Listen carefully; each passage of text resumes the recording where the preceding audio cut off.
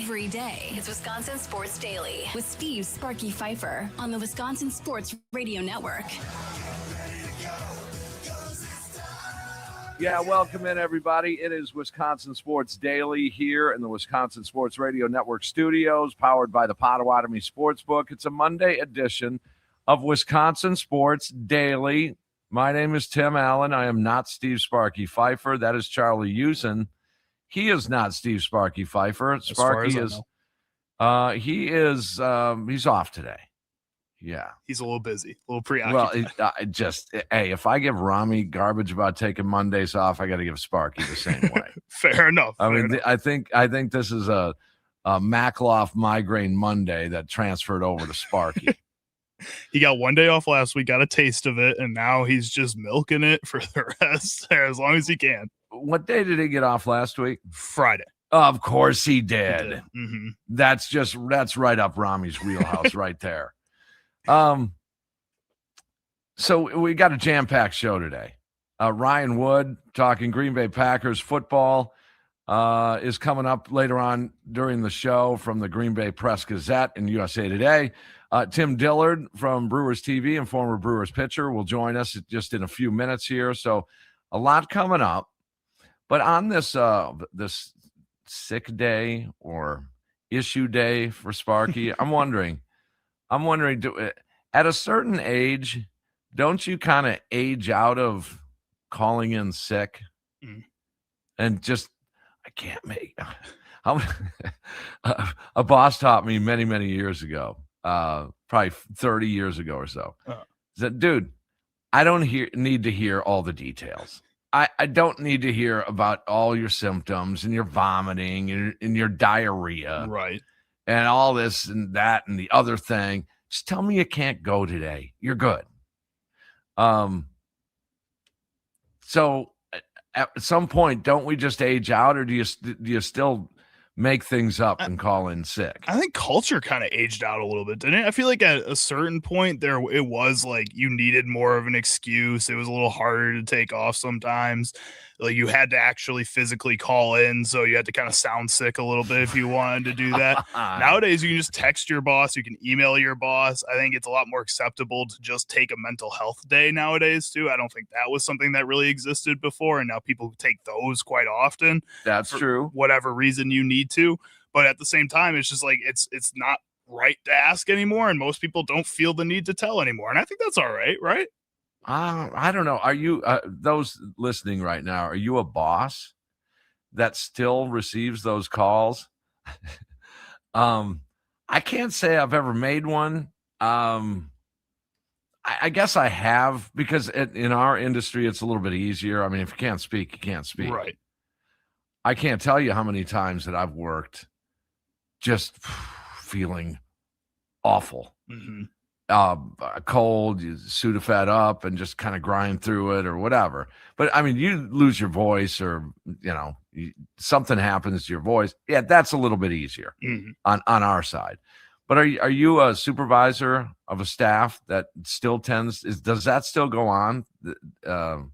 Where you call in sick and you try and cough while you're in the middle of the phone message? Well, and it might also depend on the person too. If it's an employee that's taken off a lot over a period of time, they need to sell it a little bit more. So maybe they will call in and make sure that they sound sick. But like if you're somebody who never takes off and now it's the 1 to 2 days that you need off just randomly, you don't need to make an excuse because you haven't taken off before. But now if you're somebody else who's twice a month, 3 times a month, constant calling in, I think the boss needs a little more evidence sometimes. Well, according to bylaws, I don't know if this is true or not. I'm not sure. But if you miss 3 consecutive days, don't you have to have some sort of doctor thing? I would assume so. I don't know if that's still Is that a county or a state thing, or is that a private industry? I'm not sure. So, you guys know it. Nicolay Law talking text line 414-677-1250.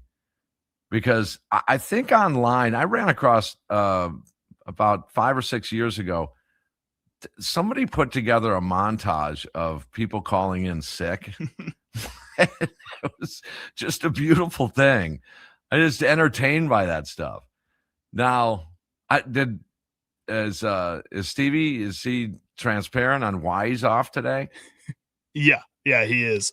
As far as I know, to everybody else, he's having some car trouble. So that's been the main reason. Car trouble. It's been a car trouble that I think has plagued him for at least the 2.5 3/4 of a year that I've worked with him up to this point. He's constantly had car trouble. So this is not a surprise to me, if I'm going to be honest. Car trouble works. That's a good one. Exactly. See, it's something that he has history of, so he can kind of work that in a little bit. Doctor's appointments work quite well too. Yeah, I got. Have you ever? It's nothing major, but I have a doctor's appointment on the 17th. Oh, the 17th just happens to fall on a Monday. And yeah, I need off. This may be, a little bit of a controversial last second one. Have you ever used a funeral potentially? Or made up a funeral? My great aunts that haven't seen in forever. She just passed away. Nothing like that. No, because karma. I just don't want it. Yeah. That one. Yeah. That one's a little sticky wicket there. That's fair. Even if it's like not a real relative though, you see, you can work it in a little bit. Maybe karma can be more forgiving. Let's see. Family, got some family stuff going on. Meaning, got in a fight with the wife or the girlfriend. That's what that means. You need to take a day off to fix some things. To fix up domestic tranquility. But yeah, so calling in sick, does it still occur to you guys? Hit that Nicolay talking text line. Just text us some sort of horror story on what you've experienced, or do you still do it? Just, you can flat out admit it. No one knows who you are. At 414-677-1250. Okay. Let's fire this thing up. The Brewers over the weekend, they did win 2 of 3 in 2 different cities over the course of that series. You saw on Friday night, if you missed it, Friday afternoon, Brewers win 2-1. Mizorowski over Sale. That was a big win, big game, big crowd. That crowds were amazing in the 2 games over the weekend. Actually, the whole homestand. The crowds were just incredible, including Saturday's gate. What was it, 42,000 plus? It was huge. Speaking of which, look at this. I do need to credit my girl, Crazy Sue. Okay. Because she's crazy. Now, she could call in sick any day and it'd work. Crazy Sue's been cutting my hair for 30 years. Nice. She went to the game, and look at that. Oh, nice. Who is that? Who's on the back? Oh, here we go. Oh, 44. Love it, baby. It looks good. This is the jersey giveaway that happened on Saturday. Obviously, I couldn't go to the game. Was working, but no, actually, I was off at my son's. There's one. I was off on Saturday for my son's 30th birthday party. Oh, nice. 30's a big age. That's a fair time to take off. That's a benchmark one. Yeah, exactly. And I gave plenty of heads up on that. But yeah, the Hank Aaron jersey giveaway. They call it a t-shirt jersey. I think it's a little more of a jersey. It looks like a real jersey. Like, I wouldn't say that's a t-shirt. It's like the t-shirt style because it doesn't have the buttons down the front. But that's right. It still looks more like a jersey. I like that a lot for a giveaway. That's really nice. No doubt. It's these giveaways have been really stepping up. What do I got over here? The dice cup. The bar dice set. I know a lot of people were excited about that one. Yeah, this is super cool. The one that I was mad that I missed was the Guess Who board. I thought that was awesome. I thought that was a great idea. What is the concept of that? What I didn't understand what that was. So, like, have you heard of Guess Who in general before? So Guess Who's a board game where there's a bunch of like little pictures of characters on, and they all have like goofy looks to them or something, typically in the normal one. And you say, oh, does your character, everybody picks a character, the 2 players that are playing. And you say, does your character have brown hair? And if the person says no, on your board, you flip down all the characters that have brown hair until you get down to the one that you think their character is. And then you can guess that character. And then, so it's like 20 questions, but you're using like mug shots of people. And they did it with the Brewers where they had the Brewers players on there and stuff. Okay. So then you could ask them questions about the player and get that way. Yeah, it was really cool. I really wanted it. It was awesome. I didn't get a chance to get out to the game. So I'm like, keep an eye on eBay, wait for the prices to go down a little bit because it's high on eBay right now. Is it? Now I know the dice cups were were going for what, 60, $70? Yeah, something like that. I know the cribbage boards last year were in triple digits for a little bit. Yeah, 100 and a quarter ish. Somewhere in there. They've been doing a dynamite job on that. So yeah, on Sunday or on Saturday, then that game, the Saturday day game, to kind of help facilitate maybe some travel. I'm thinking that's why they did that on Saturday, a day game into the Little League game yesterday. But they win 4-1 on that one. Logan Henderson pitched outstanding once again. This kid's good. This kid, I don't know if we're ready to dub him a legit number 2 all-around baseball, but in 18 career starts for the Brewers, he hasn't given up more than 3 runs in any one of those 18 starts. I mean, with how quickly some of these guys are just coming onto the scene, though, lately, for not just the Brewers, but for every team across the league, it feels like. I think it is pretty easy to say he's a number 2 for most other teams. Just happens Kyle Harrison's on this team and pitched so well at the beginning of the season. Now he's had his moments towards the second half of the year now where it's kind of been shaky, and Logan Henderson has been a lot more consistent. At the same time, I think Harrison had earned it from the first half season to be that too. I think most other teams would be happy to call Logan Henderson a number 2, including the Tigers that were willing to trade for him. That's it. That's exactly it. So is he a legit 2? And does that make a formidable 1, 2, 3, 4 with Miz, Henderson, Harrison, May? I think so. It's hard to argue the numbers. And even with Dustin May's like little bit of a blow up start last time, you still knew that was going to happen with Dustin May. That's who he's been throughout his career. I keep saying this. He gets those 2 games, 3 games where he looks awesome, and then he has a blow up start, 2 blow up starts. It's what Freddie Peralta was for a long time too, which is why I called Freddie Peralta Jekyll and Hyde. I think Dustin May is very much the same exact way, where he's going to have those moments. But as a number 4, if you can time his starts out a little bit better, if you can first see those moments where he may have a blow up start, which is pretty obvious throughout his career, I mean, that's the best starting 4 going into the playoffs outside of maybe the Dodgers that any team has. And even to the Dodgers, I think that's a pretty good contender. It keeps you in those ball games, I'll tell you that. And that's how the Brewers are doing all of this, through an offense that, can be. You're talking about Jekyll and Hyde. It's the Brewers offense. Right. It can look so good at times and get people into trouble and run up pitch counts, and there's traffic jams all over the place. And then they'll just go away for a while. 2 for 19 with runners in scoring position, 1 for 11 with runners in scoring position. That's what they do. What's funny is that's not even going away, because it's still 19 guys got on base and got into scoring position at some point during the game, which means they were hitting. They were doing it. They just don't score those runs. On Saturday, it was another 2-hit, multi-hit game for William Contreras. Friday, a 4-for-4 game over the weekend. And then it was Bowers that came up with that huge home run on Saturday. That was a 11 pitch walk in his first time up, second time up, a 12 pitch just battle. And the end result was a 2-run bomb. That was the difference maker in Saturday's victory, a 4-1 win.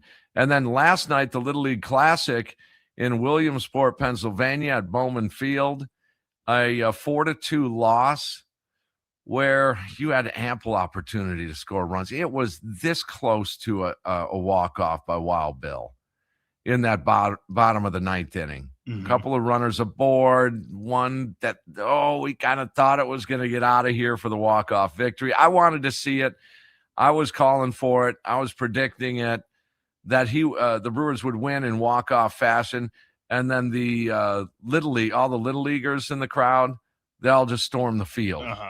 And get in on that dog pile celebration. Awesome. That would have been so.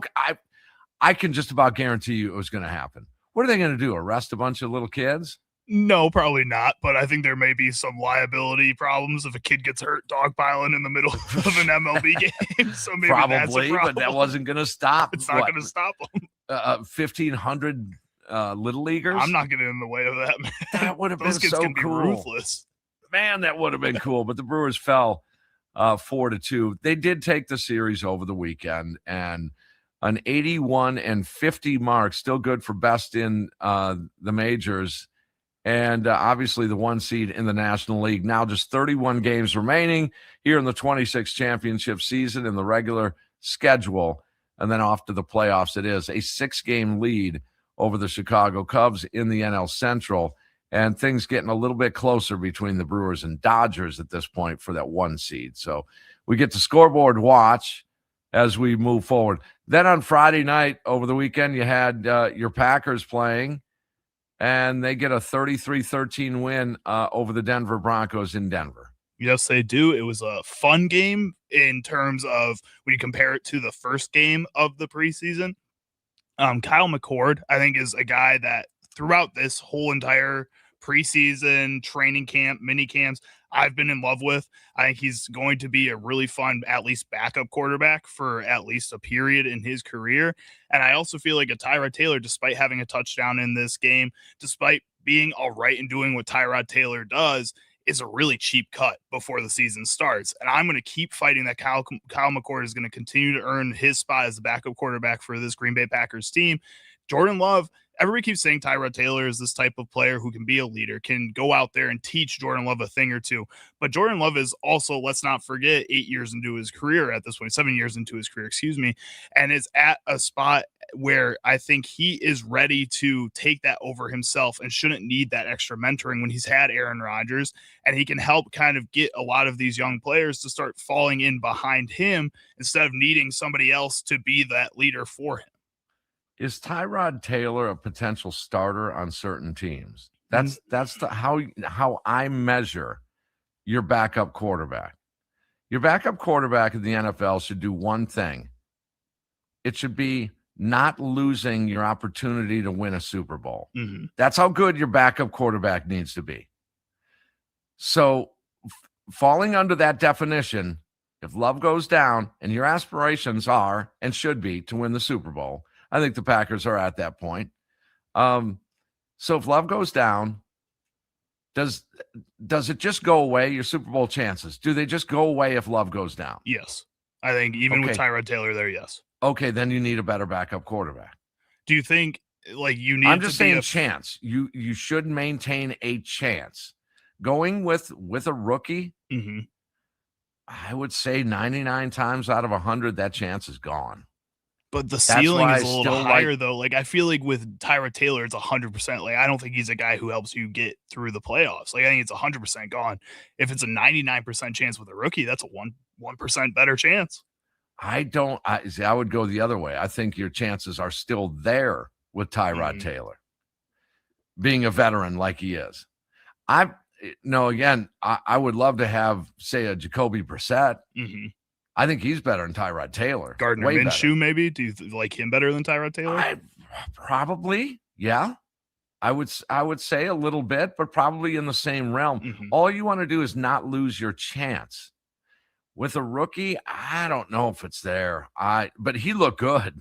And it's 2 straight games of looking good. He's looked good all throughout those training camps, mini camps. People keep saying how good he's looking. Yeah, a good barometer is the girlfriend, humongo Packer fan, and she's just like, that McCord, he's the one. And the Packers may just do what you're thinking. I don't think so quite yet. Now, would you lose? You wouldn't lose McCord, right? Squad? Yeah, you're probably going to have to cut him and then re-sign him to the practice squad. But once he's on the practice squad, he's eligible to be picked up by any other team, essentially, at that point. So, yes and no. They would be able to keep him, maybe. But I think at the end of the day, he's probably going to another squad. Are you seeing enough to maybe keep 3 quarterbacks? Maybe, but it's only if you think Jordan Love's not going to be healthy again. And that's the biggest question. History says he's probably going to get dinged up here a time or two. I mean, history says he might get hurt again. Yeah. You hate to plan on that, though. I hate doing that myself. Sometimes it's a reality, though.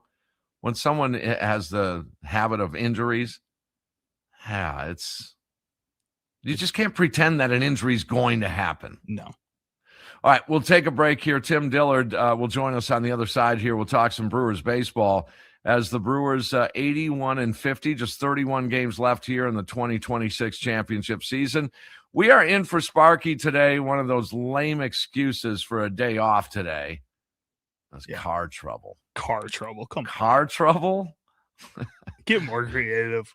We can put people on the moon and we can't get into the studio. What are we doing here? All right, we'll do that next here in the Wisconsin Sports Radio Network studios, powered by the Potawatomi Sportsbook. Tim and Charlie in today for Sparky on Wisconsin Sports Daily.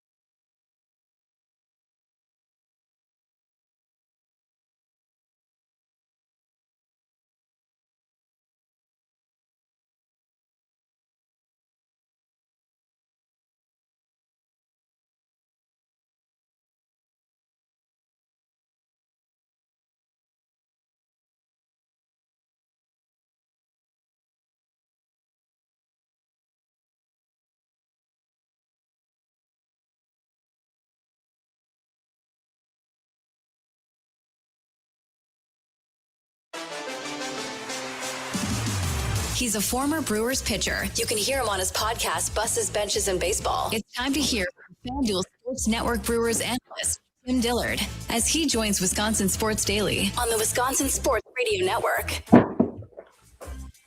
It is Tim Allen and Charlie Houston in for Sparky today. He's taking a day off.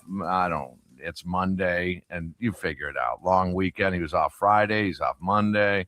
He's trying to squickle out of work for tomorrow. Yeah, that's right, Charlie. No, he deserves it. He works hard. All right, Wisconsin Sports Daily here in the Wisconsin Sports Radio Network studios, powered by the Potawatomi Sportsbook. As we welcome in on the guest hotline, powered by Gruber Law, one call, that's all. Former Brewers pitcher and current broadcaster for Brewers TV, Tim Dillard. Timmy, how are you? I am good, Timmy. How are you? Very good. All right, you got the Little League game yesterday. I got to go back. I got to ask you. I remember asking some of the players years ago about their Little League days. None of them wanted to admit that they were the man. They were just great, and most of them had to be. But what say you on your Little League days? I was the worst player every year for most of my childhood. Yeah, true story. I got two older brothers, and my middle brother, 2 years older than me, and he was the best player. He was like the kid that if he was in the Little League World Series, you're like, check that kid's birth certificate, right? Threw harder than everybody else. His birthday was right on the cutoff. He's bigger than everybody else, could hit bombs. But if you drafted him, then you had to take me, his little runt brother. So I'm 7 years old, 6 years old playing against 8-year-olds, 10 years old playing against 13-year-olds. So yeah, I was literally the worst player for pretty much my entire childhood. But that may have helped you playing up, I would think. I mean, we all wanted to be in the bigs at that age, but when you play up, it does teach you a lot of things, including failure. Yeah. I had a lot of failure. I remember my parents really trying to talk me out of quitting, mainly because I had signed up to be part of the team. So it was like, well, you got to finish this year, almost like a contract. Yeah. Like, you got to finish this year, go to practices. You got to play hard after that. You don't want to do it again. But it made me better. It forced me to learn how to play better. And by the time I started playing against kids my own age, when I was about 15, I was like, hey, I don't suck as bad as I thought. And that was good. Baseball was fun after that. What about you, Charlie? Little leaguer? I was local Little League for the most part. I never did travel ball. I was never good enough for travel ball either. I loved playing baseball. I played as long as I could. And then I was one of two kids cut from the freshman team tryouts. So then I was like, yeah, that's probably a good time to start focusing on football instead. So then that's what I ended up doing. I still wish I could have played baseball longer. Again, I just didn't have like the hand-eye coordination. When I was swinging, I was always swinging for the fences, and it very rarely ever got to the fence then too. So it was a troublesome kind of time for me personally, but I loved it. I loved just playing and being out there. You're still baseball. Emotionally scarred to this day. A little bit. Brought up a touchy subject. Yeah. Apparently. No, me, I could field and I could throw. I couldn't hit worth a crap. I mean, I'm telling you guys, I think one year I had a foul ball. I hit a foul ball one year. So that's what that about tells you that. Okay, let's get to the Brewers here. Tim, here's I find myself, each and every night on post game, just marveling in this Brewers pitching staff. It is incredible. The offense can be a little inconsistent. The reason why they're winning, I think, for the most part, team effort, obviously. But that pitching they are in every single game, sometimes to a detriment because it overworks that bullpen. But overall, the pitching is just amazing this year. Yeah, it starts with pitching. You got to have guys that keep runs off the board. Of course, you can include defense in that too, just because guys need help. And we've seen Luis Lara making some amazing plays. Of course, Turang, Ortiz, everybody. Defense has been great, but pitching. Lot of strikeouts, lot of strikes. We're seeing an uptick, just the team in general, not just starters, not just relievers, just throwing strikes. I've been preaching that forever, just because I told my own kids, growing up, like, if you're going to pitch, you're going to throw strikes. In this day and age where it's Little League and it's, a bunch of walks And then it's only strikeouts. That's it. Nobody ever puts it in play. My kids would come in and they throw it right down the middle and we'd lose by 15 runs, but at least something was happening. So now you fast forward, you got guys that can throw the ball in the zone and pretty much put it semi where they want it. They get a weak swing or they miss the barrel. The defense makes an out. You got the starters going deeper into ball games than most clubs. And then you turn it over to the bullpen. So to me, it all works in tandem. It's all relative.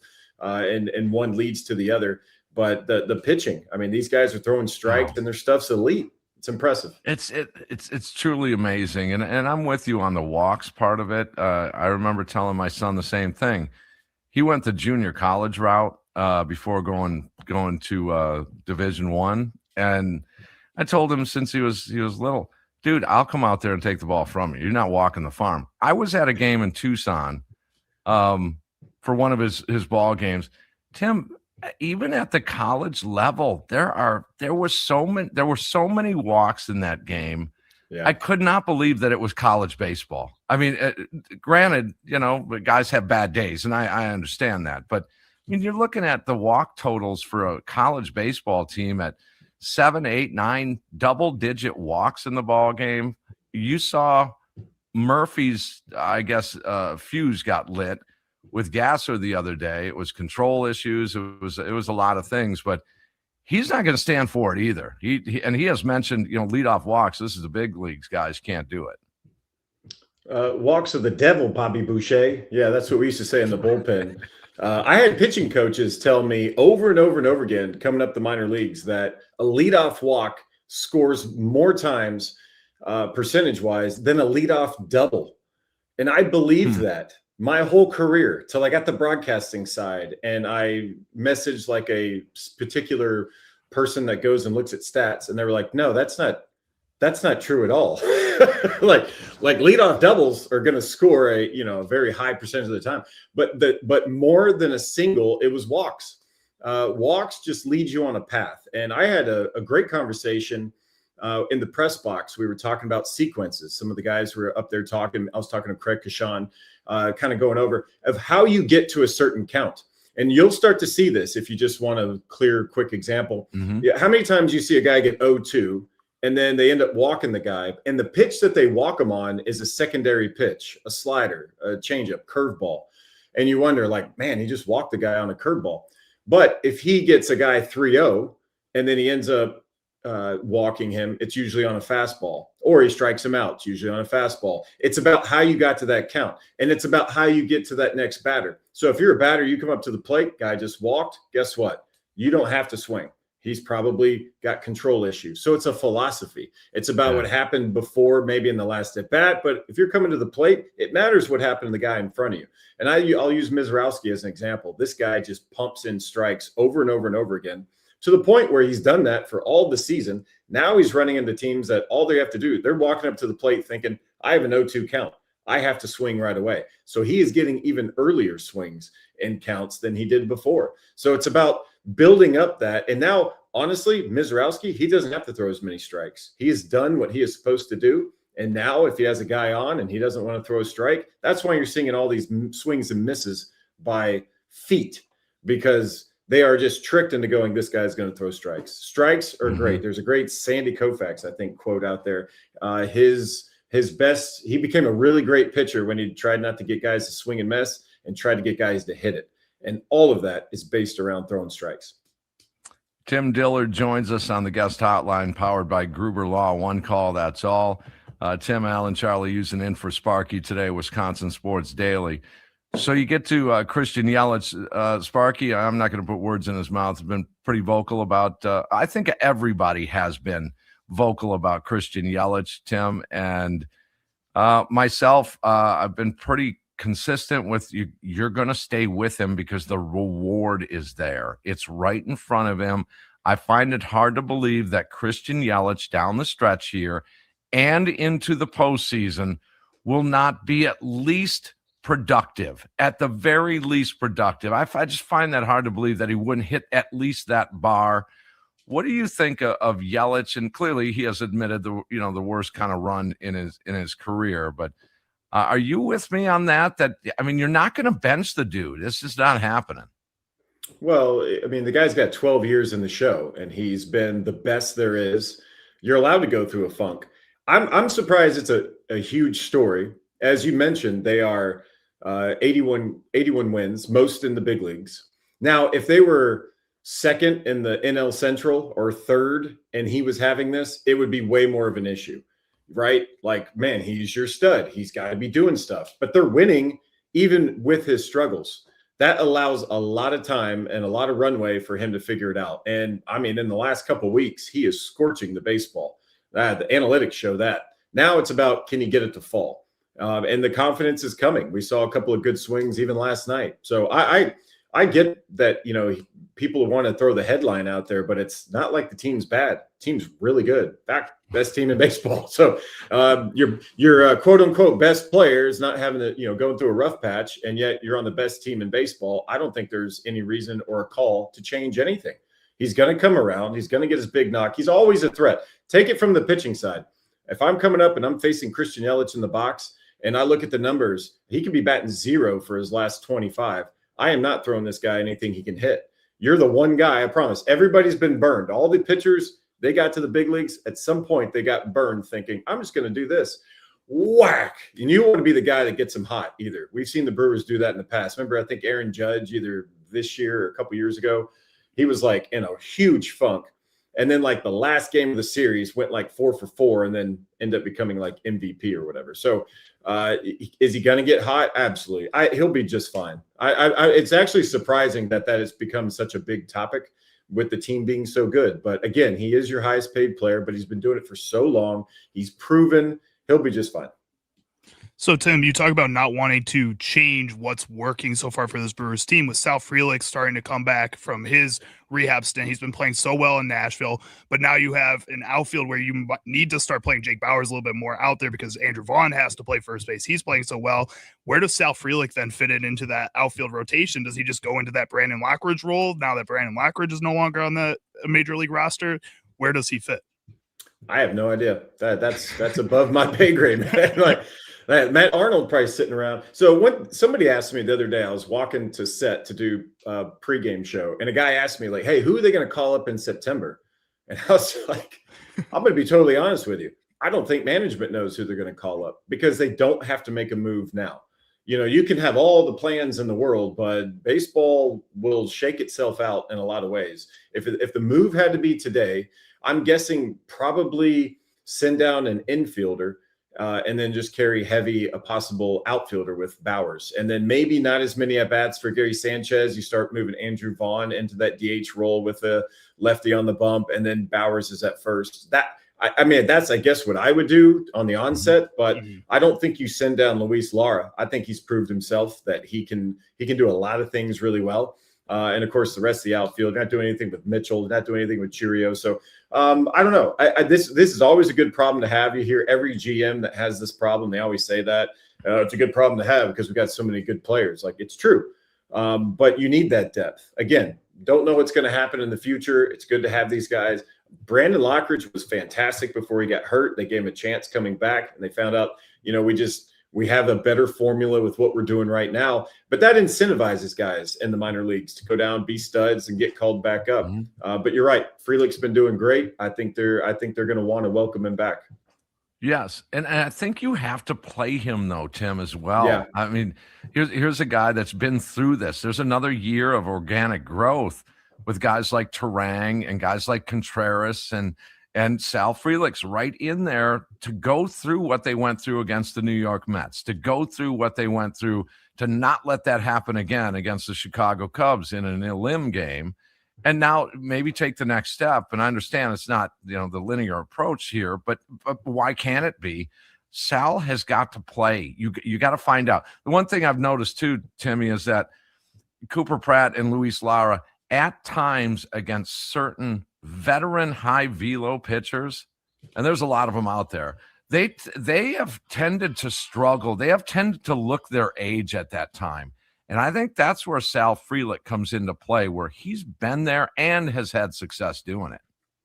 Yeah, well, you're right. I mean, experience is a big deal. You want the most experienced guy in the box for the right matchup at the right time in a game.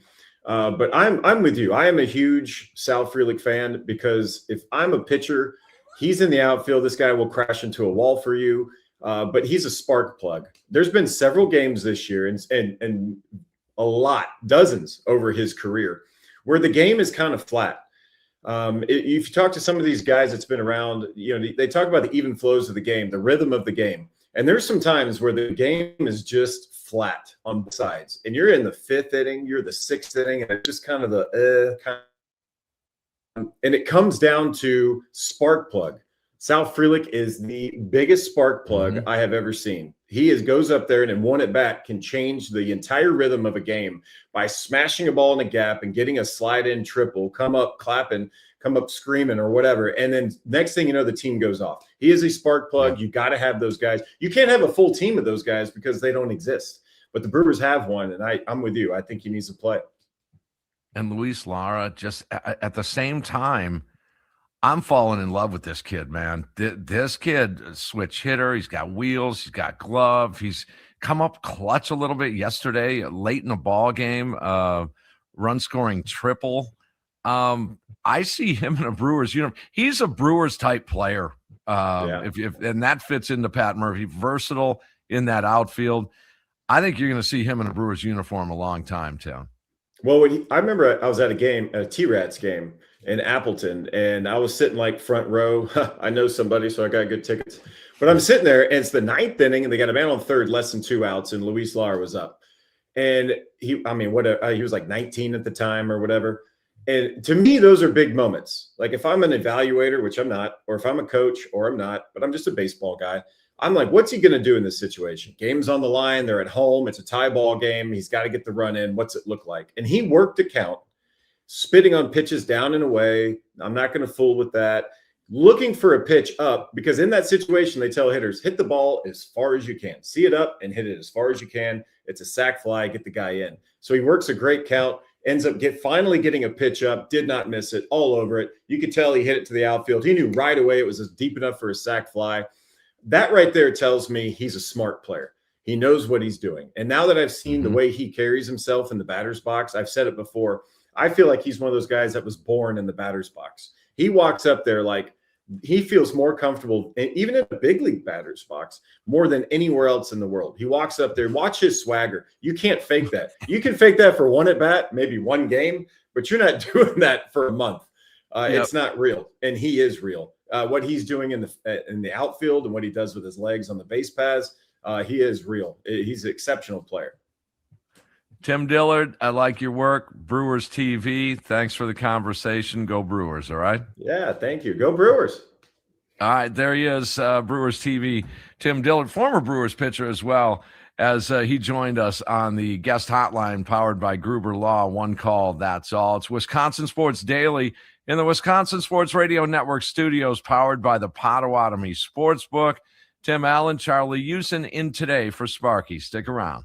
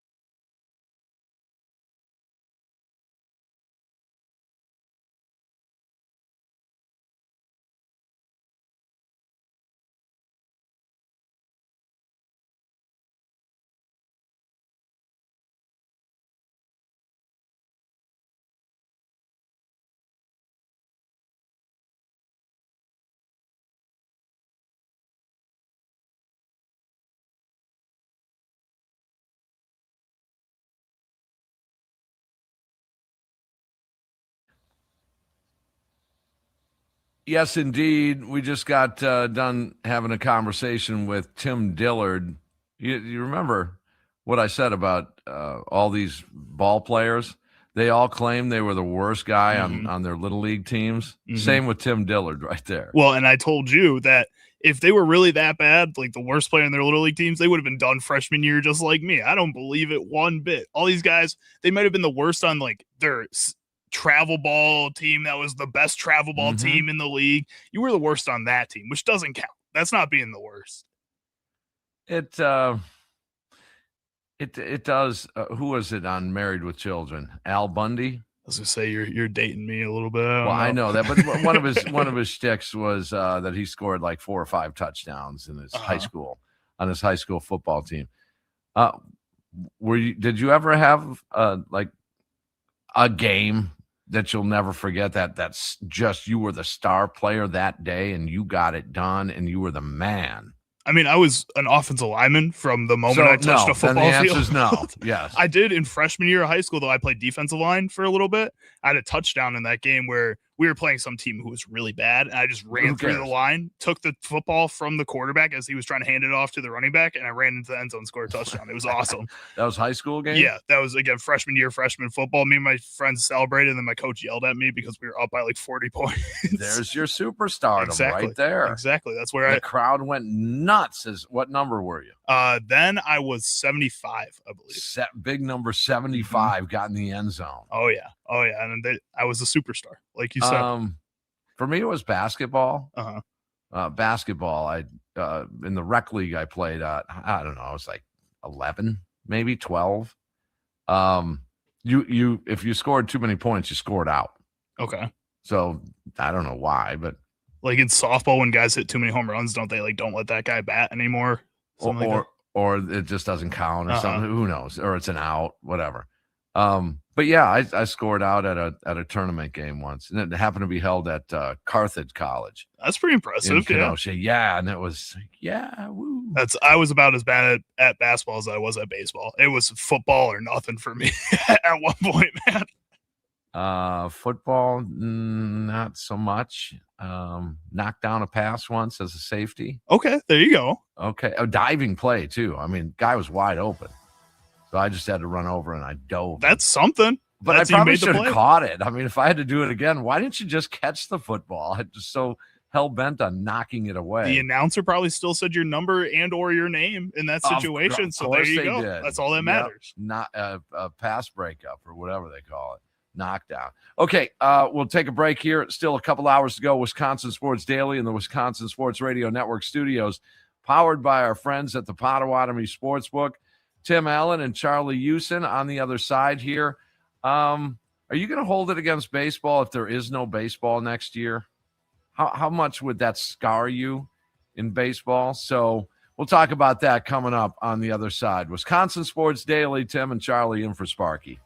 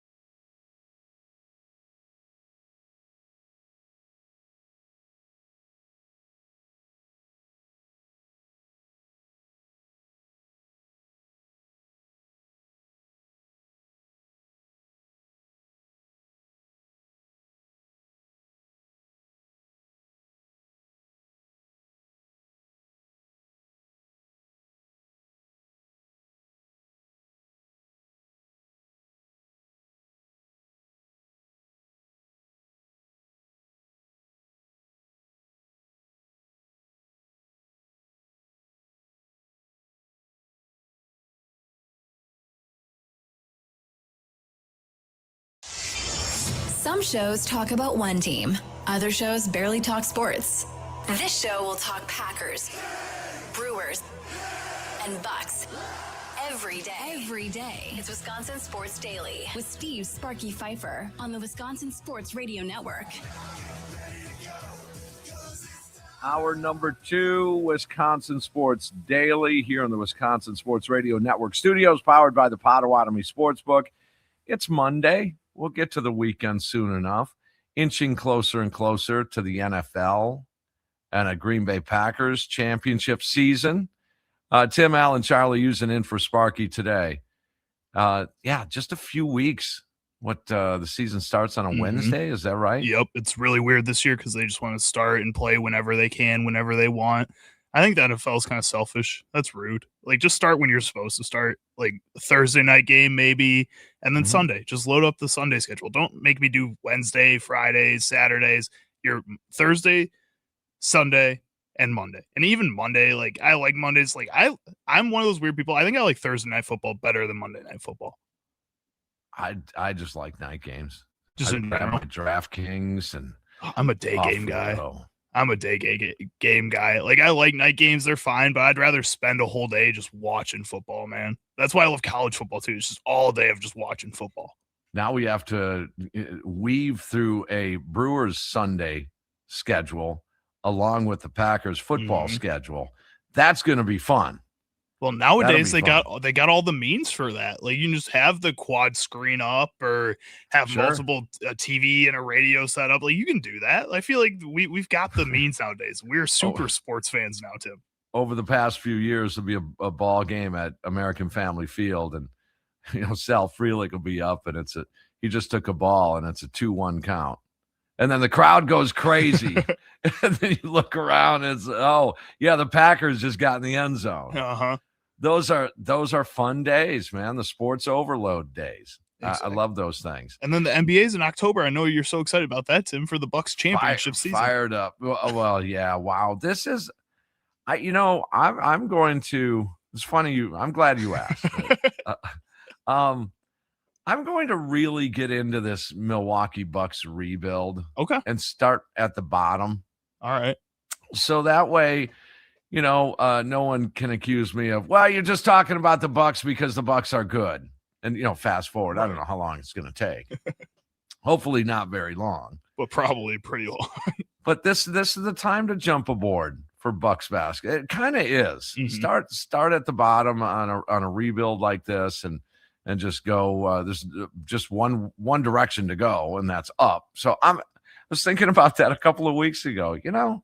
I'm going to start with these Bucks and really get into the details of all this. So we'll see how long that lasts. We'll find out. Yes, we'll find out. I believe you, Tim. No guarantees, but we'll find out.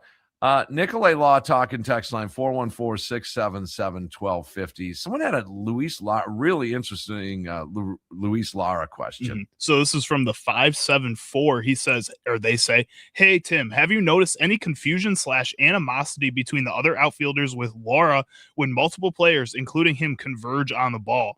He has been yelled at by Bowers a few times. Any thoughts? Yes, there have been some situations where Luis, you got to be smart here. And I don't think it's animosity at all.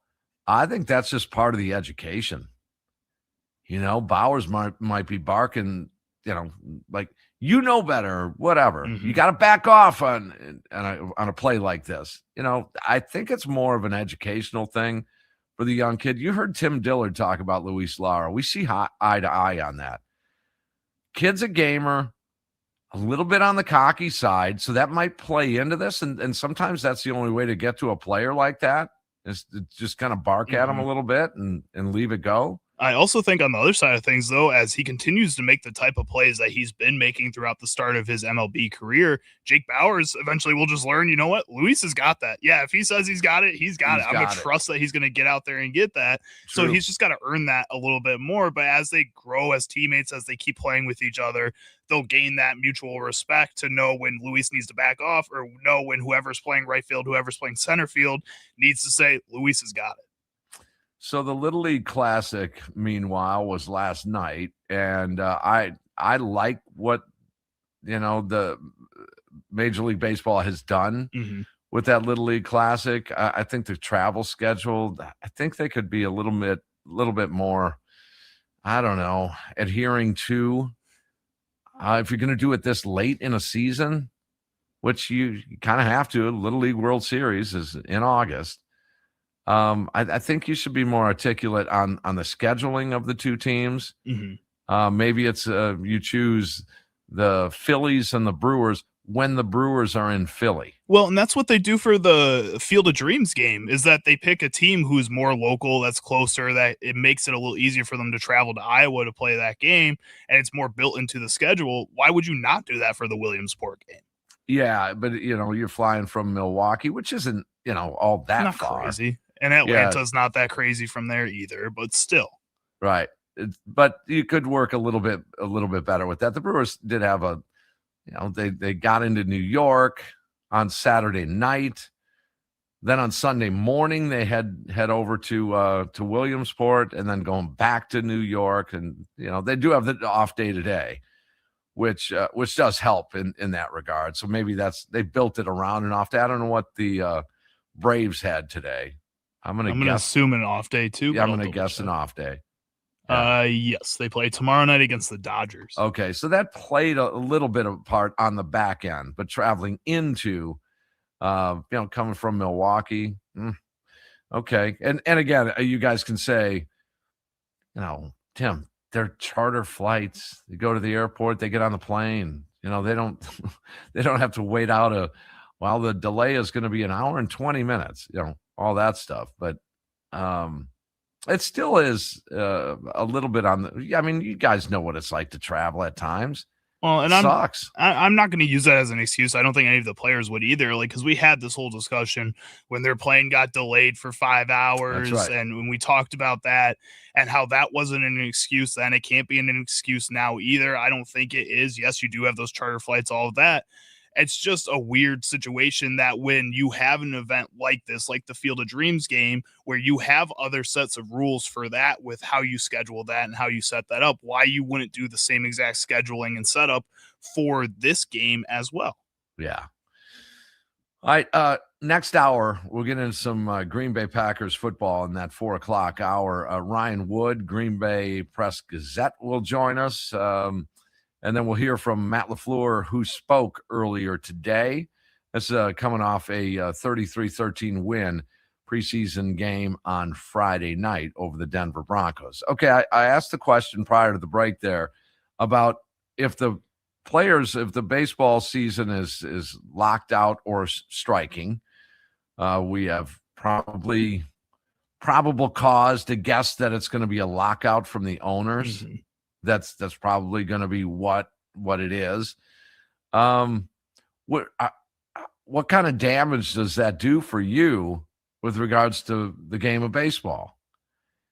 The strike in the 90s, it took a while for folks to heal up.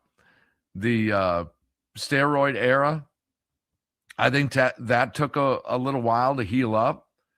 But as baseball fans, I don't know of too many that went away and never came back. Mm-hmm. Now, I will say this, that you guys, I'm not going to go off on a tangent. I'll save that for the off season. If and when, I say if, because I'm still hopeful there won't be a stoppage of play. But if there is in the off season, then I'll go crazy, and I've gone crazy, and I can't rule it out from now until then. But you guys know how I feel. It is just senseless.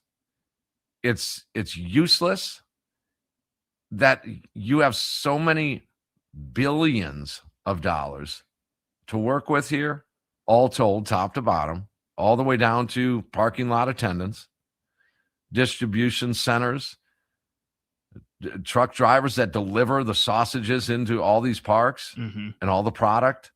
I mean, there's so much more that goes into this than I think most people are even aware of or even think about. My sister was getting married this weekend, and I was talking with a family friend at her reception. One of his daughters works in the Brewers scouting department, and he was basically saying that whatever is affected by the CBA for the players is affected for the staff as well. Like, she doesn't just get sent down to the minor leagues to work with the minor league teams.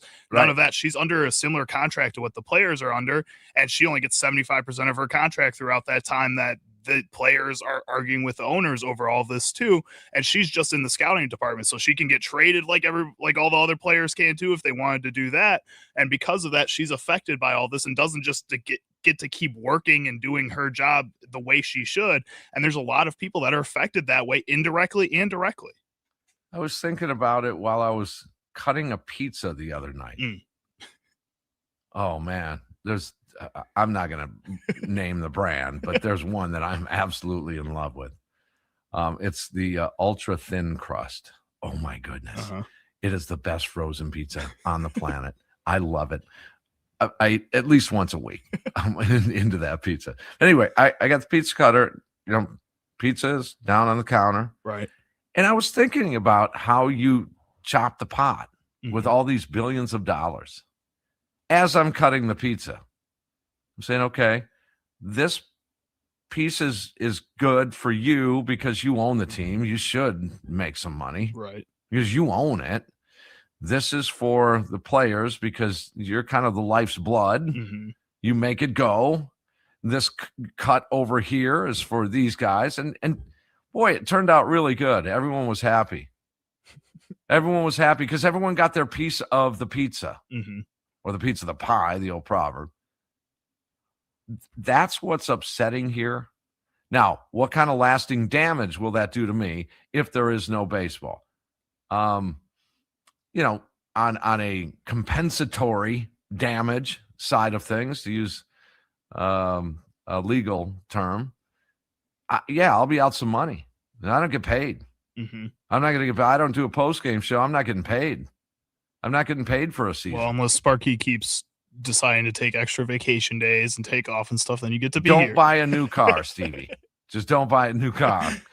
Continue with car troubles, and then I'll be able to work some. But again, I'm not going to get paid. What kind of lasting damage? My love affair with baseball, with Brewers baseball, is enough to move me past that. And I don't really understand how people are so greedy and can't come up with things that are fair and equitable to everybody when you're dealing with that kind of money. This isn't the Cub Scout slush fund. That's a spaghetti dinner. That, okay, kids, we made $432 after costs. What do you want to do? That's not this. This is so much money for everyone to be happy. I don't understand. I don't get it. And that to some may be lasting damage. And they may punt on the game of baseball because of it, because of the sheer greed on a number of different sides. I'm not even going to ask you to take sides today. But the fact that they are talking is a really good thing. I mean, I was griping about it last year. Why aren't you, including earlier this year, why aren't you meeting? What are we waiting for here? You guys in suits, what are you doing right now to solve this potential problem coming up on December 1st when the deadline is up, when the union contract is up? Why aren't you meeting? Well, yesterday, Rob Manfred, Major League Baseball's commissioner, was in the booth at the Little League game. He had this to say about just what we're talking about. I have to ask, where are we right now with conversations with the players? Yeah. We're meeting regularly, which is good. It's every week we've had, days where we've met with the players. It's early, but we got a lot of work to do, and we're at it. Your schedule. That's good. That's good. Just that front end there. I'm going to have you play it again, Charlie. Just listen. Did it seem a little nonchalant to you? I don't know. It sort of seemed, but to me overall, it was good news on the surface. Now, I could delve into the demeanor and the nonchalant and all that. But what he is saying, the content of that, is a really good thing. Listen to the meeting on a regular basis, days, plural, each week. Check it out. The players. The players. Yeah. We're meeting regularly, which is good. You know, it's every week we've had, days where we've met with the players. Every week early, we've had we got days in which we've met with the players. That's good news. That's really good news. Or is that just microphone speech? What you should be doing. I don't know. Like, yeah, I hear the nonchalant part of, and I get what you're saying. At the same time, like, if I'm Rob Manfred, I mean, this doesn't affect me. I'm not the guy that's arguing right now. It's the owners and the players. I'm just the in-between. I'm just the spokesperson for what they're doing right now. I can't have animosity one way or the other. I can't have support one way or the other because I'm the middleman in all of this. I have to go out there and be nonchalant. I have to go out there and say, we've been meeting with the players. We've been meeting with the owners. Like, the league is doing what they can to mediate this and everything in between, but he's not directly involved in the fight between these two. He's indirectly in there mediating between the two. So I think he kind of has to be as on the line as possible. As a journalist, in which I'm not, I'm a talk show host. Mm-hmm. Some may say there's some journalistic tendencies in what we do, but I'm not by definition a journalist. But as a journalist, I would have said, when was the last time? When did you meet last week? I want to know. What did you guys talk about? Like, what was the conversation? That's right. Do we, through the media and into the public sphere, do we only know when proposals are sent back and forth? So in an official capacity? I think as far as we know, outside of like Jeff Passan giving you the insider news that he's hearing from his people, but like professionally out there officially is only, those proposals. Just and the responses to the proposals. That's right. But if that's true, and I have no reason not to believe him, some would say you have many reasons not to believe him. I don't have a reason not to believe that what he just said last night. If that is true, meeting weekly on a regular basis, days within those weeks, then shouldn't we kind of have this thing sewn up? I mean, by December, it's August. Well, and I think that the fact that we haven't had the constant proposals going back and forth with the immediate responses saying, no, that's ridiculous. That's a good sign, isn't it? Like the fact that you're not just getting that back and forth, because that says that I think he is telling the truth, that they are having those meetings. They're talking privately instead of doing it in front of everybody, just sending mail to each other across the country. They're doing it now by themselves. And it's probably a good thing that we're not hearing about. So if indeed, and I know a lot of writers, Bob Nightingale, among others, Passan, all these guys, they're all saying it's going to happen. There's going to be a lockout, and it's going to be probably, they're all guessing, hypotheticals. It's going to slow up spring training. It may shorten up the season, but I probably see them coming back to baseball by May or June. Okay. Well, let's play the hypothetical again. Let's play our version of that. Well, if they can do it, I can do it. Okay.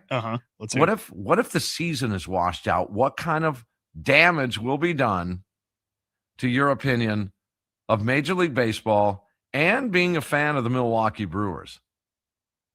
I wonder, just your average everyday baseball fan, will you guys come back? Will you guys hold it against these guys? I know it's political theater out there these days, and some are gonna blame the owners because they're not sharing the wealth, and then some are gonna say, hey man, you're the employee, you do what your boss says. I get that whole viewpoint on both sides. I do understand it. But then underneath the big umbrella is that pizza I started with the pizza cutter in my hand. I love those rolling big ass pizza cutters. Just this might be a hot take.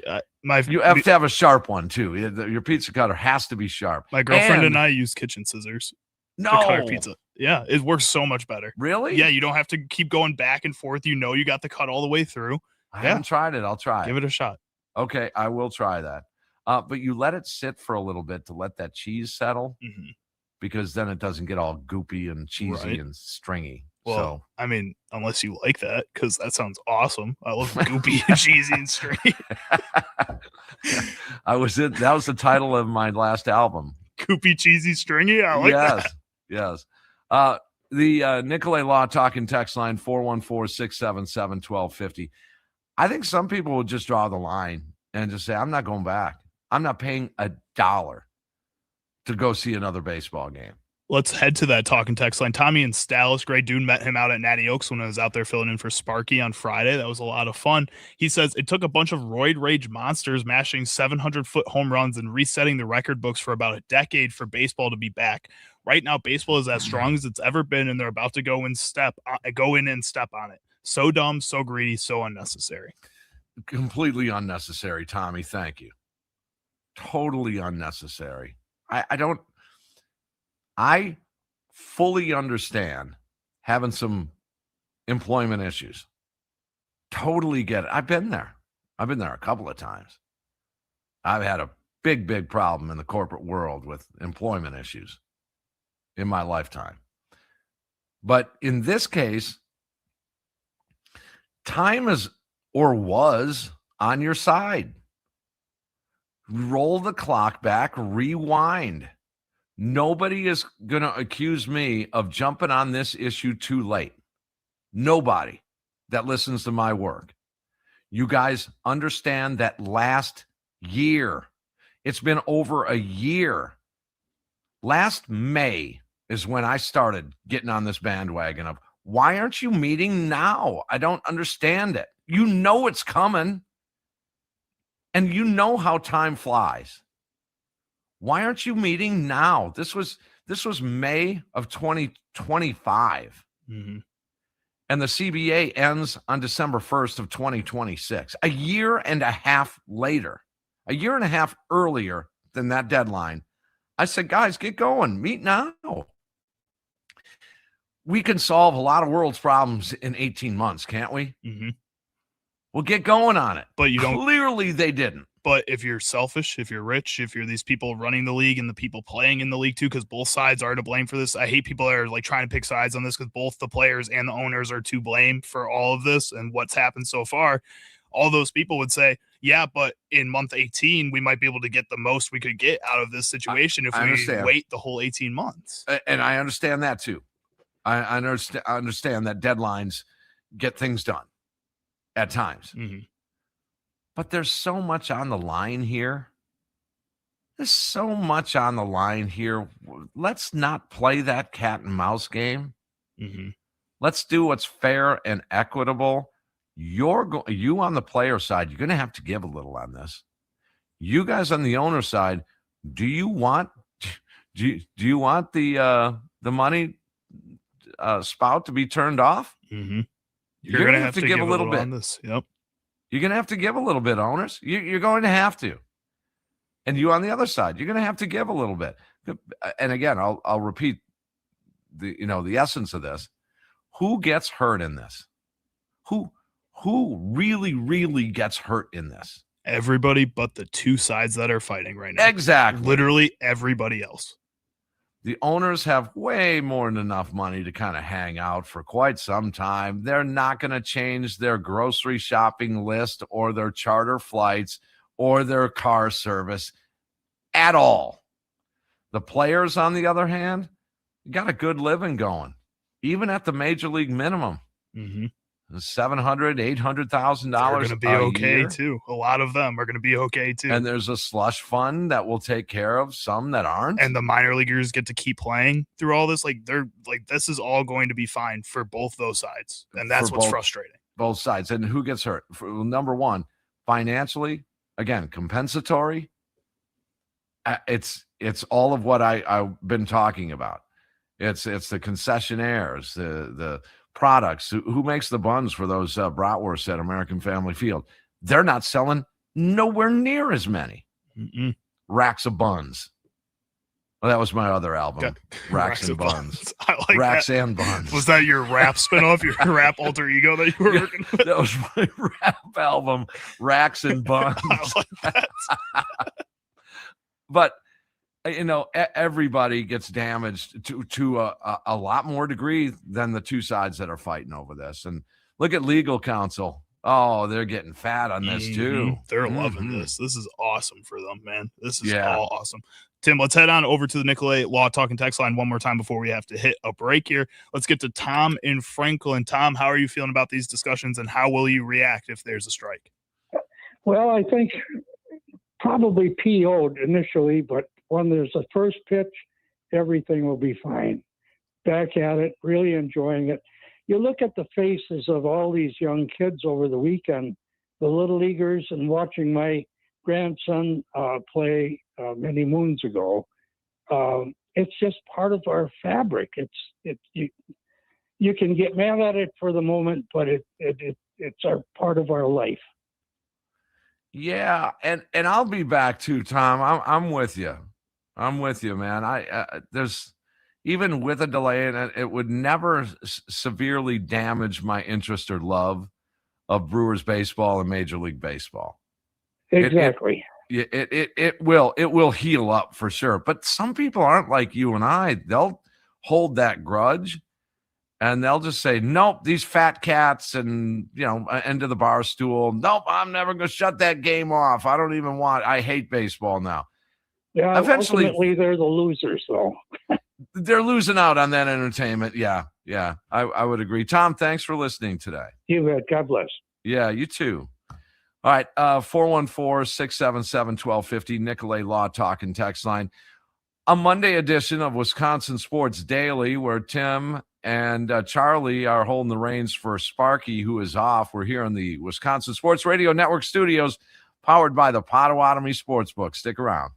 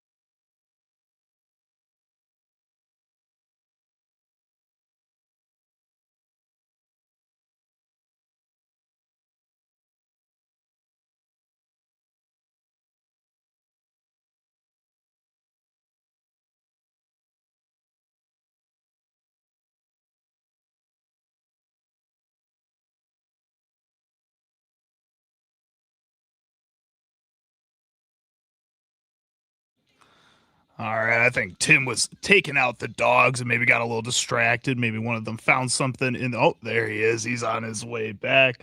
Let's get him up over here. Tim, everything all right? Or the dog got into something? No, it was the cat this time. It's funny. I see. You know, you guys know over the years I'm a pet owner, a couple of dogs and a cat. Okay. And we discovered that the one dog does not like the EAS alert tone. Okay. You know, that thing that just it's blares. super high pitch. I don't like it either. Yeah. And it's louder. And if you're watching TV, it'll pop on and it'll be loud as you know what. Louder than you had the volume at. Right. Yeah. Which is good. I mean, the warnings are essential in our area. You know, look at the devastation, Menasha. Mm-hmm. I mean, we want those. But the dog freaks out. So I was out on the front porch kind of checking out the weather. Had the game on super loud in the living room. Mm-hmm. And that tone went off. Of course. And the one dog barges out the front door and takes off. Oh, no. I'm like, oh, you can't do this. Oh, This no. is pet horror stories. Uh-huh. It's like a circus here. So I dipple around back in the house and figured, well, I'll just open the garage door and she'll come running in the garage Right. door. Yeah. I did that. She didn't. So I went back out the front door. As I'm going back out the front door, the other dog rambles out. No. So now I got two dogs just flying free, no leash. And I live in a neighborhood that looks down their nose at me Yes. at times. Of course. They see me, stumbling back home with a bunch of band gear and guitars. And it's 1:30 in the morning. I feel like you could be a worse neighbor, though, probably. You're probably not the worst. Well, I try and be nice. It doesn't cost anything to be nice Exactly. to people. So then I went back around. I thought, well, maybe they went out the other door, the side door. Mhm. So I go around to that. Then the cat runs out. Now I've got this true story. Literally all three animals are outside. And Why did you leave your door open this after the second dog ran out? Why'd you I leave know your door that. open? and the latch is kind of broke, so it doesn't really kind of clickle Oh, shut. Okay. I love making up words. I love it. You've done it twice tonight. When you made up Yes. the one earlier, I don't even remember what it was. Tim Dillard made the funniest face. He was like, what is this guy talking about? Yes. So finally, it all worked itself out. The cat I lunged for at the last second and caught him by the back leg. Okay. And then he wheeled around. You ain't going to bite me, little buster. That's not happening. So finally corralled them all in. So there's your horror story, pet story of the day. I'm glad you got him corralled all in. Yeah. I was worried it would end with, yep, now we only got one dog and one cat. It's brought to you by the local vet clinic. Uh, All right. So meanwhile, the Little League Classic was last night. I think that was fresh seeing all the kids and seeing Mizorowski just being, they were dubbing him a rock star mhm. at that event last night. And it shows you that the video game has helped. The MLB The Show, is that still the big thing? Yep. I play it all the time. I haven't played as much over the past couple months, but when Okay. it first came out, like on Xbox again, because it was only on PlayStation for a little bit. When it came back on Xbox, I think I played it every day for 4 years straight, probably. Yeah, see, and that has introduced some of these younger fans, Mhm. the 12-year-olds, 11-year-olds, to these players. Remember when Mike Trout was top of the game? Yep. MVP. What was the storyline, the narrative, as it were, at that time was how does Major League Baseball market to the younger demographic? Mhm. How do they get Mike Trout all over there? You see a lot of the NFL players almost upon arrival. If you're a quarterback or a star receiver, whatever, you're constantly seeing the marketing Mhm. for these guys. Same with the NBA. It's the same And deal. Once you have a NBA's done a superstar, they marvelous job doing that. They've done a fantastic job in the last decade, really, of stepping up their game big time in marketing. Baseball, I think you continue to do things like last night, getting that, Yelich even referred to that over the weekend as, they knew me from the video game, maybe not necessarily from watching baseball. So then it got me to thinking about, how can Major League Baseball market themselves to that sort of audience, an audience in which is younger, an audience which is a little more demanding in the moment. Let's face it. Mm-hmm. We want it now, and we want it straight in front of us, and give it to us. And I tried to connect the dots between the Savannah Bananas and Major League Baseball. Now, I'm not saying Major League Baseball should be turned into a dog and pony show, which is what Savannah Banana Ball is. Right. It is. But is there anything, and I haven't really sat down to take some notes on this, and I will ultimately. I've never been to a Savannah Bananas game. I don't know all the ins and outs and all of what they do at these games.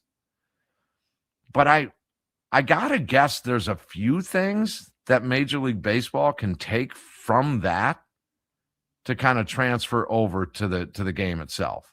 Probably. I think like Banana Ball in its rules is a completely different game than baseball. Like if a fan catches a foul ball, it's an out. Like there's stuff like that. They're doing the dances all the time. They have these super long intros. I think a lot of what Banana Ball does physically in the game can't be transferable, but allowing these teams to have as big of personalities as they are, I think is extremely important. I think that's something that the NBA does really well when you bring up, again, how good they've done with that. I think overall, the biggest key to connecting to the younger generation is by having younger players in your league. And that's something the MLB has always been kind of behind on because they have to go through the minor leagues.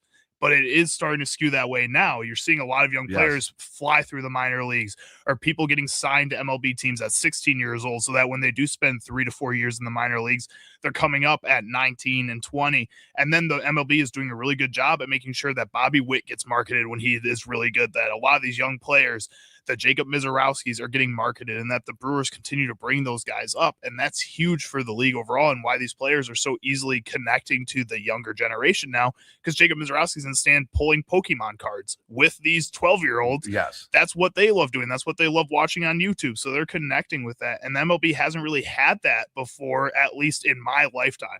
Now you're starting to see that and their ability to connect to these younger generations, and that's huge for that. Without disrespecting the heritage of Major League Baseball. Mm-hmm. And that's key here. I mean, we're seeing some evolution of Major League Baseball, pitch clock, ABS, replay, mound visits, disengagements. Yeah, all of those things, a little bigger base. We're seeing some subtle changes, as it were, and some would say a little more than subtle. But I'm talking conceptually or philosophically.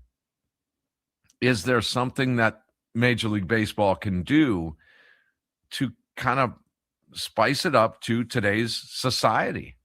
I mean, it's a changed world, guys. It just is. And I think nothing is super constant.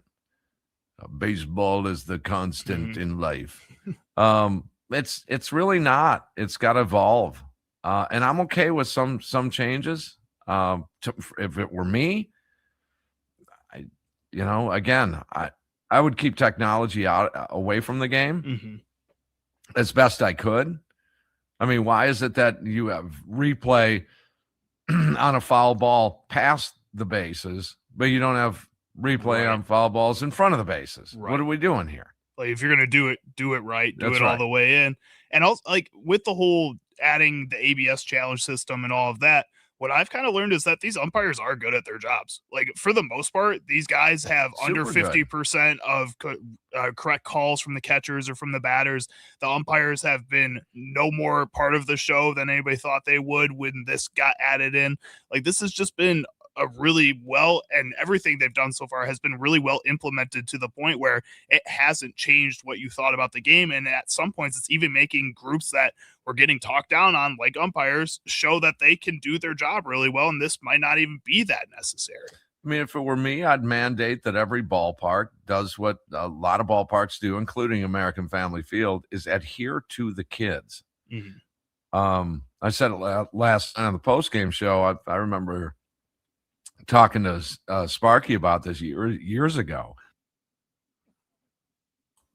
Get the kids addicted early on. Mm-hmm.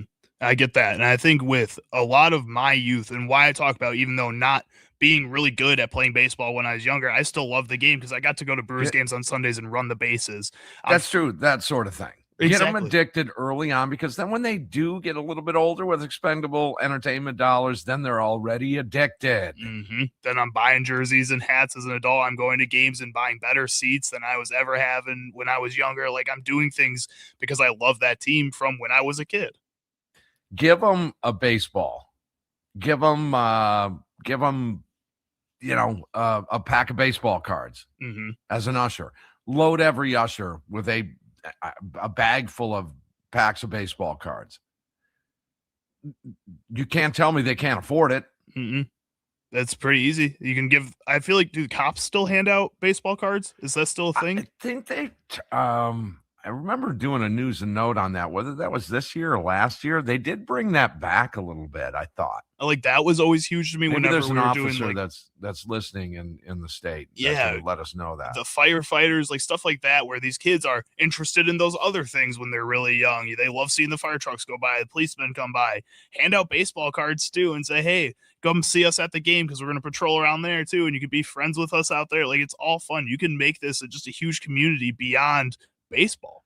The autographs, make sure the players are available. I mean, there's a lot of things you can do. Commercials involve Major League Baseball players. Mizorowski, that dude is going to be recognized by sight around this country. Why? Because there's an anomaly here. He's throwing 104 plus miles an hour. Nobody's done that to the degree he's doing it. So get kids addicted to Brewers or Major League Baseball, and you got them for life. It's just that easy. And we saw the spice and everything, and the kids. I love the broadcast last night, both radio and TV. You could hear the kids yelling to the players. Just having so much fun with it. And the players love it too. Every time they talk about it, every time they're in the game, they look like they're just having such a good time. Yep. All right.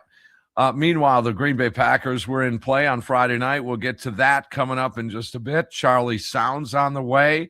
It's Wisconsin Sports Daily here in the Wisconsin Sports Radio Network studios, powered by the Potawatomi Sportsbook.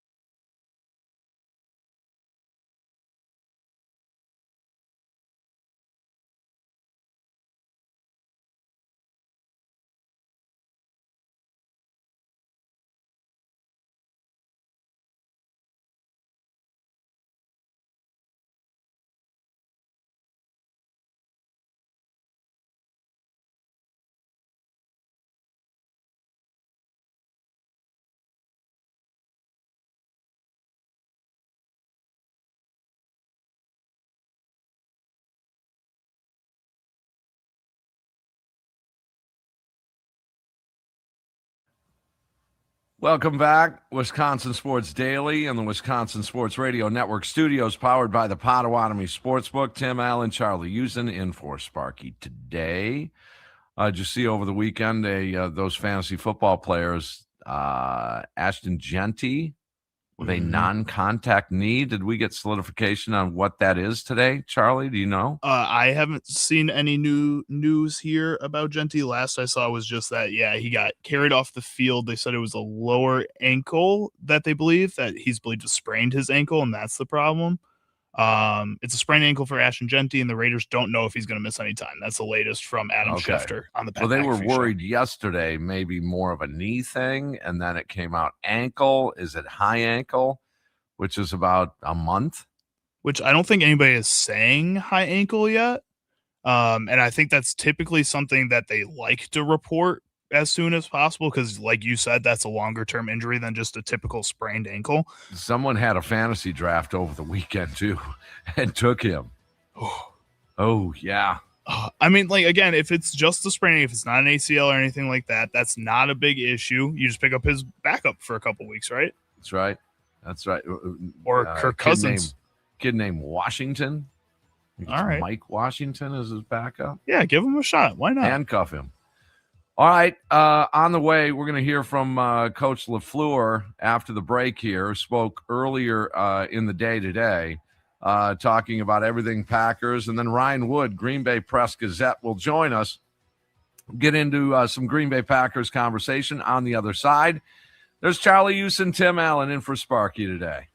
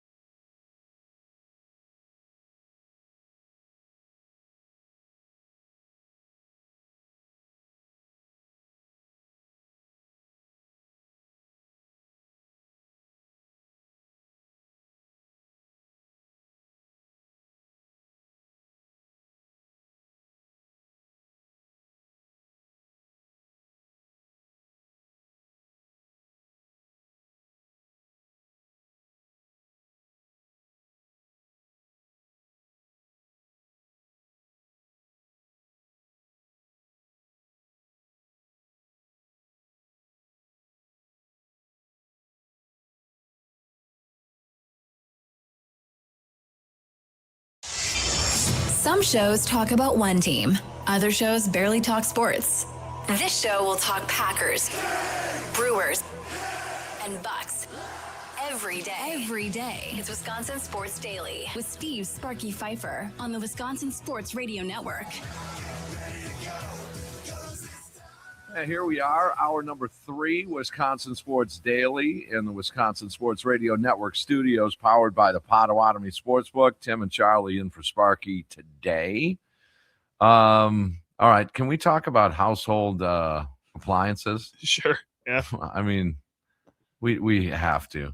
You guys know what it's like to get on a bad roll in life? Yeah. Oh, I've been there many times. You You slump like a like a baseball player. We'll go through a little bit of a slump. You have your Christian Yelich moments, yeah. Yeah, you do.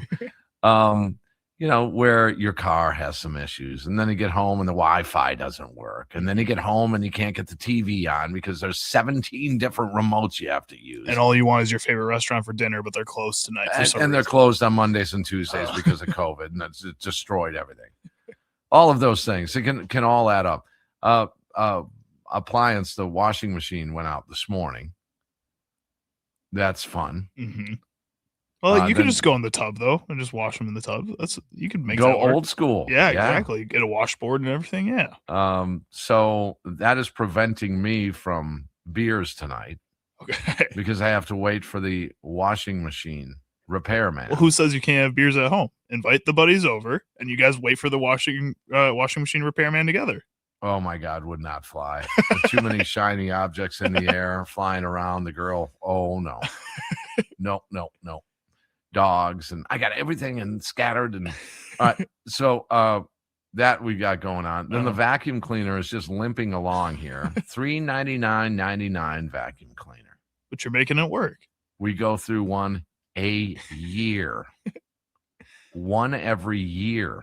That's for a while. My girlfriend and I were getting like hand-me-down vacuums from my grandma that were like lasting maybe a couple months each because my grandma goes through a bunch of vacuums. She's apparently vacuuming all the time. And then last year we won my girlfriend's fantasy football league, and we won I think $800 for that. We spent $400 of it on a new vacuum. That was one of our big purchases with our fantasy football winnings. I felt like an adult. And when you get a new one, they're cool. They're super cool, but they don't last. Everyone's skimping on resources and buying cheaper products, and you wonder sometimes who engineers this stuff. You do. Why don't you make it out of, I don't know, indestructible metal instead of all this plastic stuff? Because then you wouldn't buy a vacuum a year, Tim. That's exactly the reason.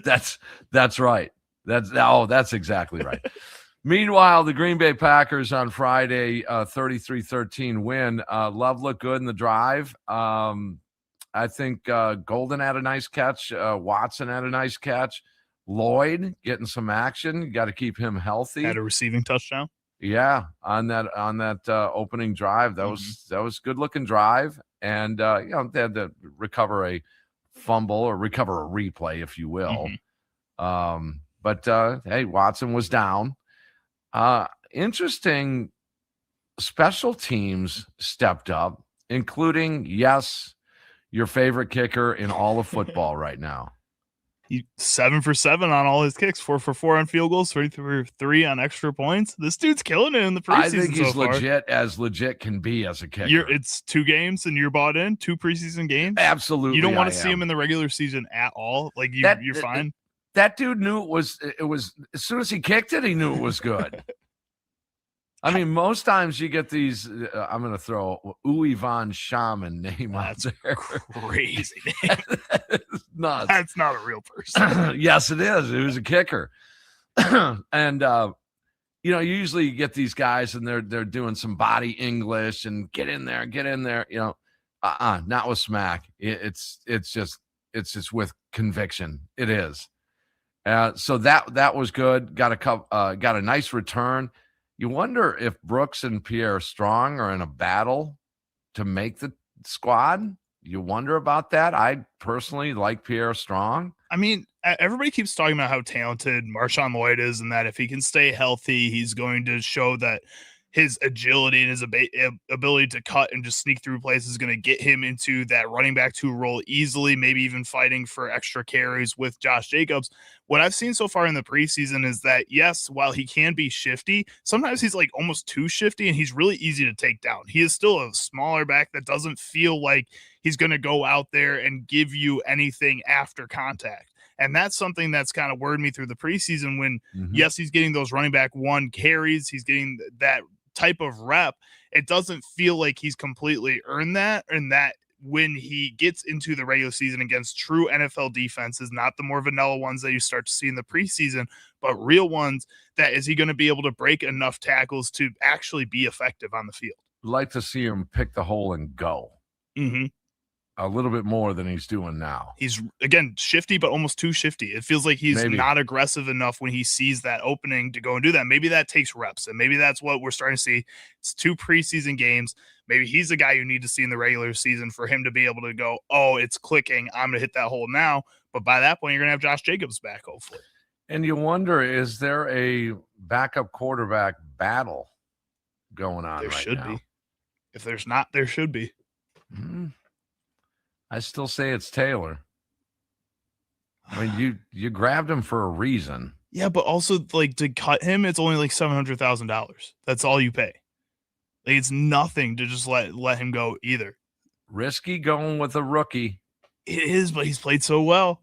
He looks really good, great. And his ceiling's a lot higher. Who was it? Bankert? Kurt Benkert, yeah. Didn't he look good in preseason too? A couple times, but not to this degree. And he was a guy that I think Kyle McCord has a little bit of a college resume behind him, being at Ohio State before he goes to Syracuse, and then going to Syracuse and still playing really well.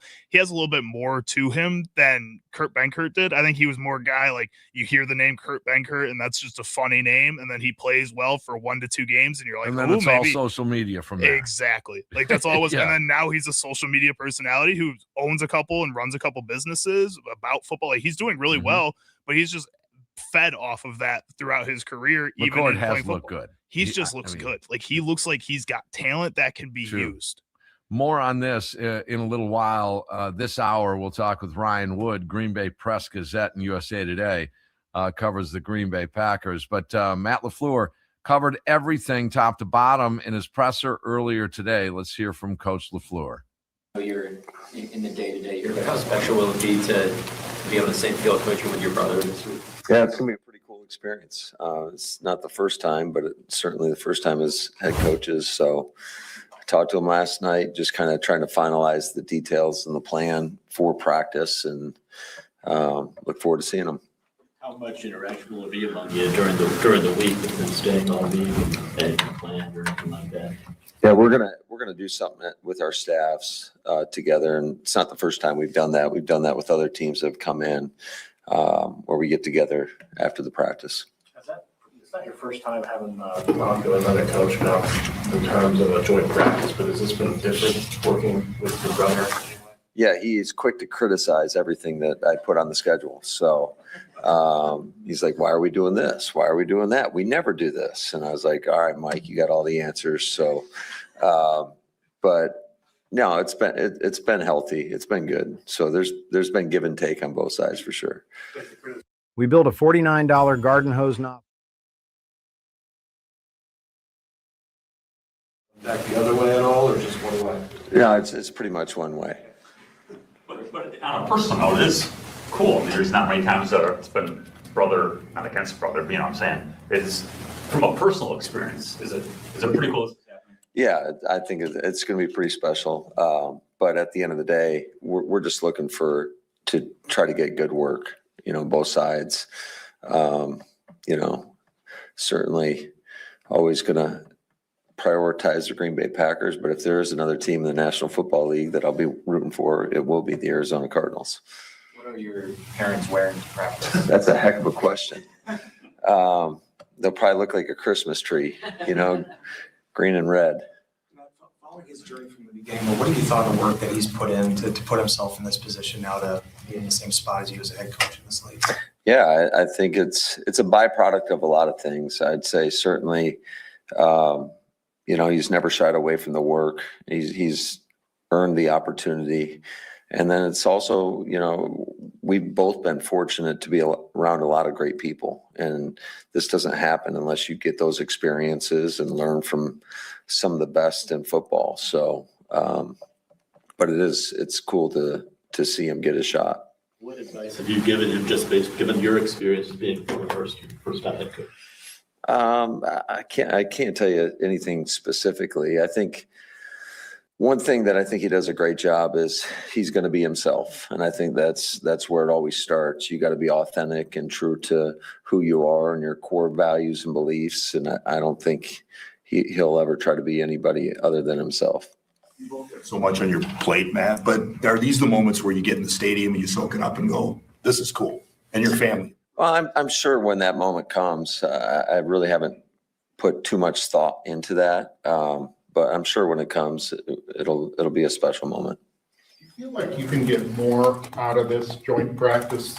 Like, can you run more stuff? You don't play them in the playoffs. He's your brother, and you guys can kind of, get together. Can you run more different stuff and make? Well, I think there's certainly a trust factor there that the film's not going to go anywhere. If there is, there's going to be a problem. So, yeah, I think certainly you can potentially open it up a little bit more. Matt, what was the situation with Warren Brinson and him not playing in that game?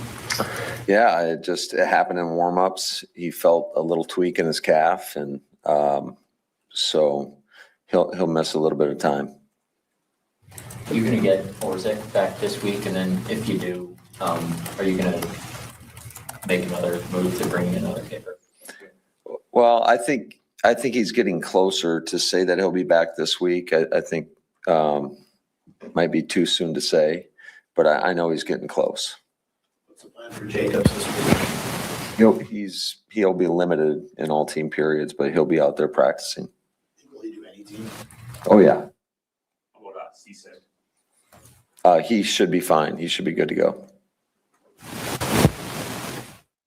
Matt, going back to joint practices, how have things kind of evolved for you in terms of what you want to do in it, how much you want to show? Like in 19, right? Pagano's brother was on the Texan staff. I don't know if that affected. Oh yeah, that certainly affected. So but then you have Saleh, who you can trust. Sure. So how do you kind of approach it different years? Well, I think every year is a little bit different in terms of who you're playing. Certainly you look at the connections that somebody may have. That was a great example in 19. So we were a little bit, kept things a little bit tighter. But I think every situation is a little bit different in terms of who you're going against and who they got on their staffs and the connections between other staffs. And because I know all these guys, they all talk. So, but I think, when it comes to this situation, I don't have any hesitation or reservations.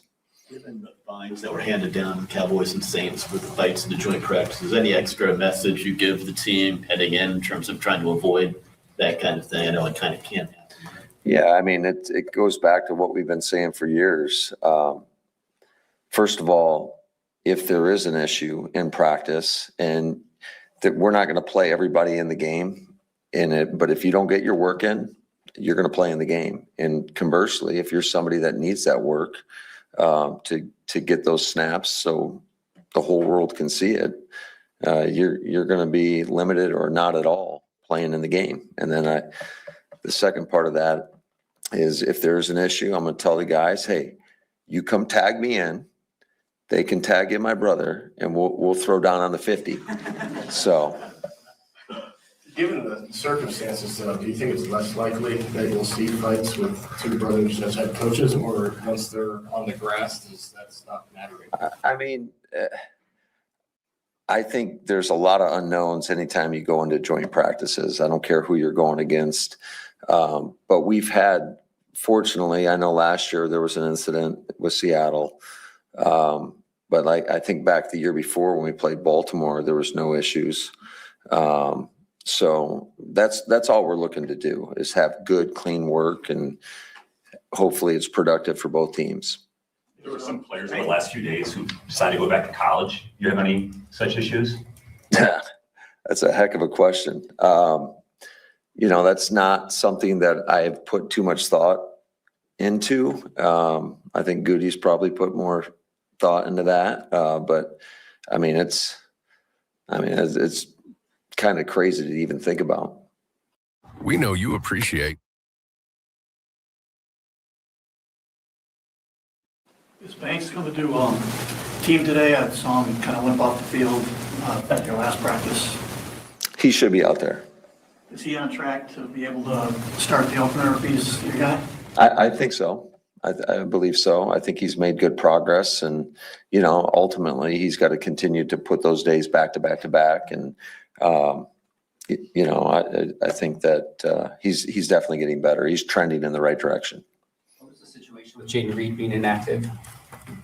This last game, that it was a personal matter. Yeah, obviously catching the ball is part of being a receiver, but does Matthew Bolden have especially good hands, would you say? I would say yes. I think he's got elite hands. I mean, that catch he made in Denver on that crossing route, I think that kind of showed to it. I thought it was good, just a good savviness by him. He felt an underneath defender and he kind of bled up the field because I think it was a good ball, especially he kind of changed the angle on Jordan. But to make that catch and not lose stride, a low hands catch, I think that just speaks to just how good his hands really are. Watching back the preseason game, what did you see from Chris McClellan specifically? Yeah, I thought he flashed. I thought he did a lot of great things. I think just playing with the play style that we're looking for. He showed some good burst getting after the quarterback. There was a play where he got out of the stack and almost took out Jalen Simpson, but I just like the effort running to the football. But there's certainly a lot of things that he can improve upon as well, and we'll get him coached up on those. And but I do think he's a really good, young, talented player. Did J. Mike clear protocol?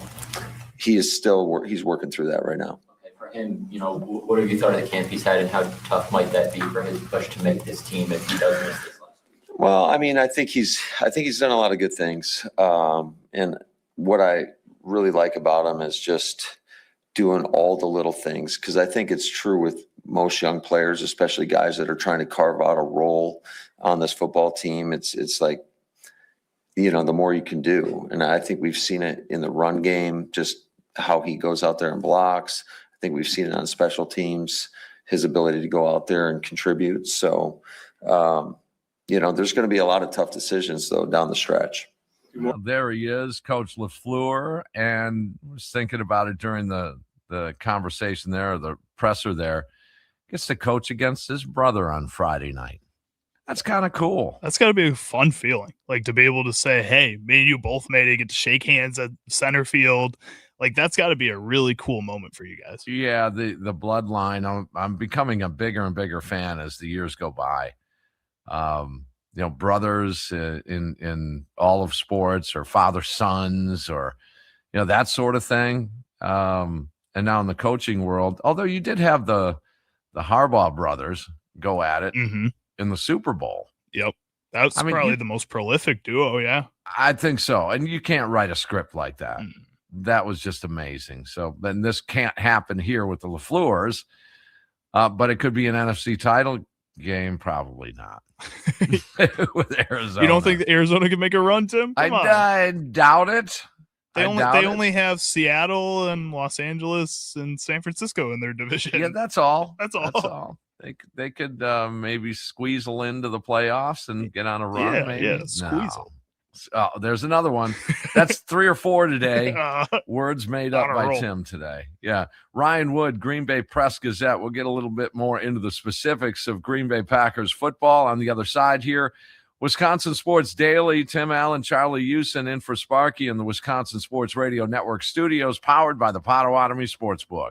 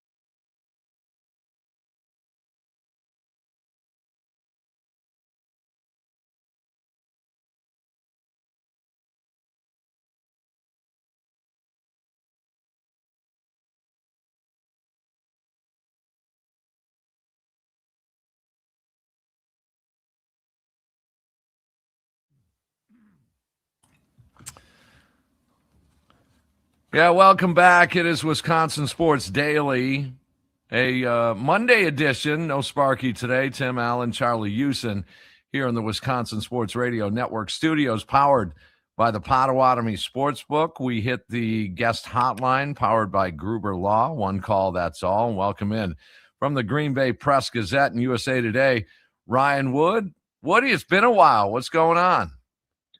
Tim, good to be hearing from you. I'll tell you what, am I the only one? We're sitting here, as you just said, it's Monday. And in 6 days, this team's going to have its 53. Am I the only one that thinks that just feels really bizarre? Yeah, it used to be the weekend before week 1, and then they moved it up to midweek, so it was like a week and a half. 6 days. It's all coming to a head here. It's bizarre to me.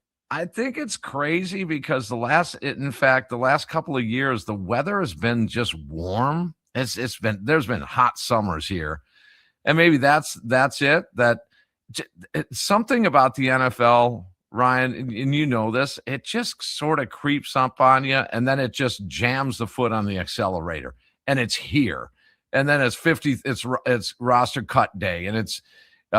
Who's gonna be a cut casualty around the league, and who's gonna grab that player, and then who do you play week 1, and then your fantasy drafts, and then you have Brewers baseball and a pennant race seemingly every year. It's a good time in sports. It's a good time to be in Wisconsin. Well, you're right. I've been doing this for a while now, so I know that while it seems like final cuts are creeping up on us, I also know that we'll blink and it'll be Halloween, and then we're going to blink. And it's going to be holiday season coming into Christmas, and we'll blink and the season will be over. I mean, that's just the way it goes. This time of year, it doesn't slow down. It only gets quicker from here. Okay, so the season starts. We'll get to Packers in a second here. The season starts on a Wednesday this year. I really had an idea a year or two ago. I think it'd be kind of cool that the NFL should schedule a Super Bowl rematch week 1 every single year and make it a tradition. What do you think of that idea? It depends on how good the Super Bowl was. And in this case, I think I'm itching less to see a rematch of whatever debacle that was between the Seahawks and Patriots than other years. The first Seahawks Patriots, that game in, 2014, sign me up for that rematch to open 2015, yes. Right? This one, I don't know. It was such a bad game that I don't feel all that much hype for this one. Now, hopefully this is better. It's a low bar. It can't be much worse than the Super Bowl was. But, the NFL likes its juicy matchups, and you can't get juicier than the defending, reigning AFC and NFC champions squaring off on whatever night it is, even if it's a Wednesday night. So, yeah, I mean, I get why the league did it. I just give us a better game than that, please. Yes. All right. So the Green Bay Packers championship season here this year. I think that at least my barometer would be my girlfriend is a huge Packers fan, and she was all enamored by a couple of different things. Number one would be the quarterback position, the backup quarterback position. Number two would be the kicker. Smack would be number two, and then it would be Jordan Love. So in that order. But I think there's more devil in the details here. And to be successful, that O-line has to be intact and has to be in place here. How many moving parts? What's going on with that O-line? Well, first of all, on Jordan Love being third there, not a surprise. Like, how much lack of intrigue is there compared to just a few short years ago in 2023, going into that season when we had no idea. Now we know Jordan Love's good. Next topic, right? Yes. And of course the offensive line, because Jordan Love's not just good. He is damn near automatic if you give him a clean pocket. If you keep his jersey clean, he will eat you alive. Can this offensive line do that? I think that there's less question on the pass protection at this point than the run game. The run game, to me, is a great old question. I don't know what's going to happen there. As far as pass protection, Jordan Morgan, check. He's looked fine at left tackle. Sean Ryan, check. He's looked fine at center. Both of those guys got one drive with the starters, and then they kicked them to the sideline because they saw all they needed to in Denver. The mysteries at both guard spots. Aaron Banks, is he ever going to play again? I mean, when you have knee tendonitis, it's such a difficult thing to pin down. If he stays on the field, the Packers feel like he will play at a good enough level to hold down that left guard spot. But that's a huge if, because he has not stayed on the field all camp. He did not stay on the field last year. We don't know when and if he will stay on the field. Right guard, we all thought it was going to be Anthony Belton, right? Well, Anthony Belton's now swing tackle. Adam Stenavich said that Anthony Belton's still in the running for right guard, but if you're really in the running for any position, you take some reps there, especially for a second-year player. He hasn't taken reps at right guard in as long as I can remember. So Jacob Monk, is that going to be the answer? But for 3 years now, we've seen the Packers kind of stash Jacob Monk safely on the sideline. I'll believe that he's ready to be a road grading right guard when I actually see that in the fall. We'll have to see. I think there's a lot of questions with the offensive line as a whole, but I do think that their pass protection is ahead of the run game. Wide receiver situation, Watson, Reed, Golden, Kraft at the tight end. It looks good. You mentioned Jordan Love. Just check that box. He's good to go given time. The impressive thing for me on Love would be he just refuses to make that mistake, and that's pretty impressive. Now, that can frustrate a lot of fans. You know, sometimes you want to gamble and go 50-50 Aaron Rodgers ball, just fling it up there, or Brett Favre football and just fling it up there, and just something good's going to happen. Jordan's pretty impressive in that regard. Is he going to have to do more or less of that with this receiver core? Well, I think the next step for Jordan Love is really the final step for a good, very good quarterback to become a great quarterback, and that's consistently do it in money time late in the fourth quarter. Can he be the difference maker that the NFL is a league of parity, right? Every game comes down to the wire every single week, and then it just amplifies in the postseason. Can he be the difference maker that moves that needle week in and week out? We haven't quite seen that yet, but all he does is play at a high level. You know, all he does is make plays, throw downfield, highlights, and not turn the ball over at a nauseum level. That's his game. So, yeah, they're getting that consistency. The receiving core around him, it just makes sense now. For 3-4 years, they've had too many mouths to feed. There's one football. It's been very difficult to work in everybody. They won't have that problem this year. And by the way, they're not hurting for depth. This team's going to keep 6 receivers. You know, Savion Williams behind those top 3. They're going to keep Bo Melton and Sky Moore for special teams primarily. But if you have to throw either of those guys in for a week, if there's injuries, those are competent players at this level. They're fine on depth, but they know who their big 3 are at the receiving core. They know that Tucker Kraft is that security blanket. He caught a 4th and 2 check down today, Tucker Kraft. I think it was Edgerrin Cooper on him. And he went like 10 yards. It's a high percentage safe throw. And I'm just thinking, how many times are we going to see that this fall? I mean, over and over and over again. Jordan Love's in trouble. He lost, maybe a security blanket of Romeo Doubs last fall. Why were the Packers comfortable with letting him go and sign with New England? Because Tucker Kraft's really the security blanket. So long as Tucker Kraft is there, Jordan Love gets in trouble, he's got his big playmaking tight end. Everyone's got a role. Everyone's role makes sense. I think that can only be good for the passing game. Well, one more thing on Kraft. We've seen tight ends, Charlie, we'll get you in here, but we've seen tight ends take a little time coming back from injuries like that. Hawkinson would be an example I would throw out there. Is there going to be that little lag time with Kraft, or does he just hit the ground running and he's a beast again?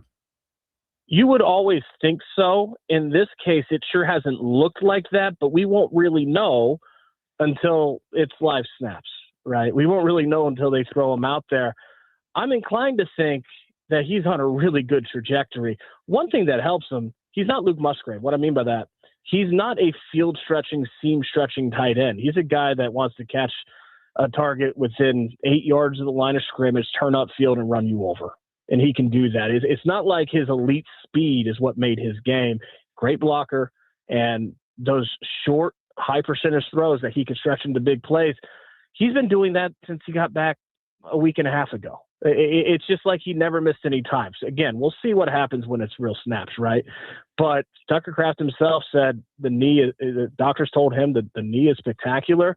I've got to believe the fact that he is out there taking team reps, wants to be in the joint practice this week against the Cardinals, means at least 2 things. One, the knee is fine. Like, there's no way he's out there if there's any question about the knee. And 2, he's pretty confident something's going to get done. I have a hard time. This has been the priority since the beginning of the offseason. All the moves, Jaden Reed, Christian Watson, Devontae Wyatt, all the moves that Brian Gutekunst has made has been kind of a precursor to clear the plate and focus on this. I'd be very surprised if something didn't get done there.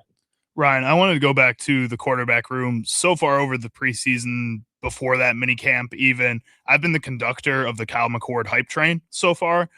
Is there anything he can do in this last week based off of his performance in the first 2 weeks of the preseason to earn that backup quarterback spot over Tyrod Taylor? Or is this just something where he's selling himself for the practice squad for another team potentially to pick him up? I don't think so. And I don't think that there's a high risk of him being picked up by another team. To me, Kyle McCord has had a promising preseason and training camp. It hasn't been a stellar preseason or training camp. It's not like this guy, you've got to go get him or you can't cut him if you're the Packers because he's just been lighting things up. He's looked promising. And to me, he profiles as a guy that you stash on the practice squad for a full season. Let him continue to develop. Tell him, hey, Tyrod Taylor, not getting any younger. You take your developmental time. You're the backup quarterback next year. I don't know why Kyle McCord doesn't sign up for that. I don't think there's going to be a long line of Kyle McCord suitors trying to get them on their 53. So, they want Tyrod Taylor to, he's not Malik Willis, but they want him to be that veteran voice, which I think can benefit Jordan Love. He's played a ton of ball. Have him for a year and let Kyle McCord develop on the practice squad. That just makes sense to me.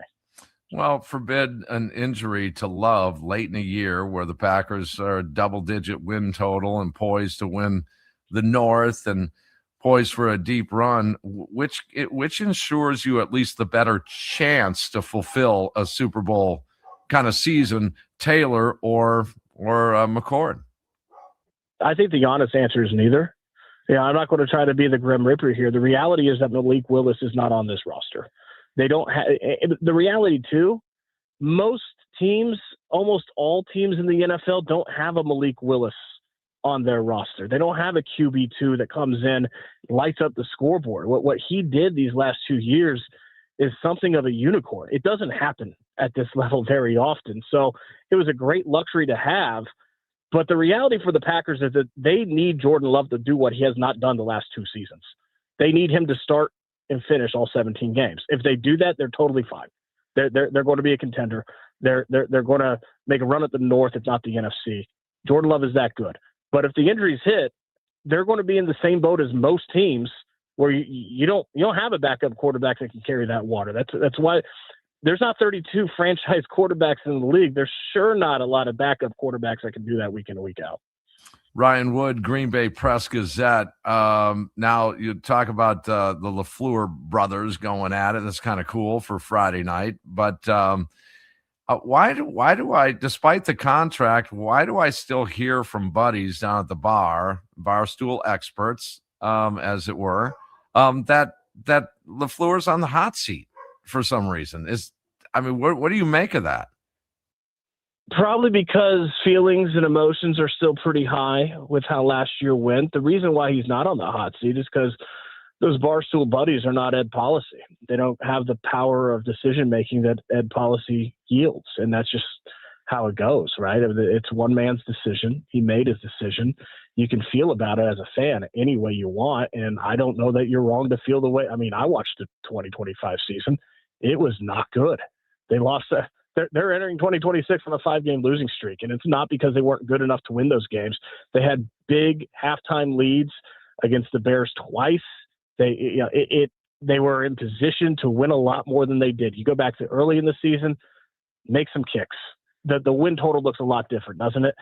So when you have a season like that, it's going to take a while to feel better. I don't blame you if you don't feel better yet, but the reality is that Ed Policy makes the decision. He's made his decision. And until someone other than Ed Policy is in that seat, which is not going to happen, Matt LaFleur's not on the hot seat. And I think that the parallel would be about where Jordan Love was at, from good to great. And I think LaFleur and Love are on that sort of same pedestal here, where there is still that ceiling to become great. I'm a LaFleur fan. I think he's a really, really good NFL head coach. And I agree with your assessment on Jordan Love to take that next step and to be that guy. It could all come to fruition here with a Super Bowl run, and he would just check another box. But the two boxes to check would be the top of the heap here, and that's your head coach and your franchise quarterback to get a Super Bowl check mark in that box. I think they're paralleled here. I spent a lot of time this offseason trying to make sense of last season, right? Because at different times last season, we saw the Packers be the toast of the NFL, the unquestioned number one on a power poll. That was week 3. We saw them lose 5 straight games that they had leads in. We saw the injuries. What is this team? And I think if you clear everything away, this team is a team that has a top 10, if not borderline fringe top 5 quarterback.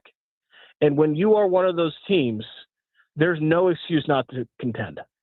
If you, in this league, if you have that guy at quarterback, and I think they do in Jordan Love, 7th seed is not good enough. 7th seed with that quarterback is underperforming. It should be better than that. It should be division title, even in this NFC North, which is very good. There's a lot of, it's very crowded at the top of this division.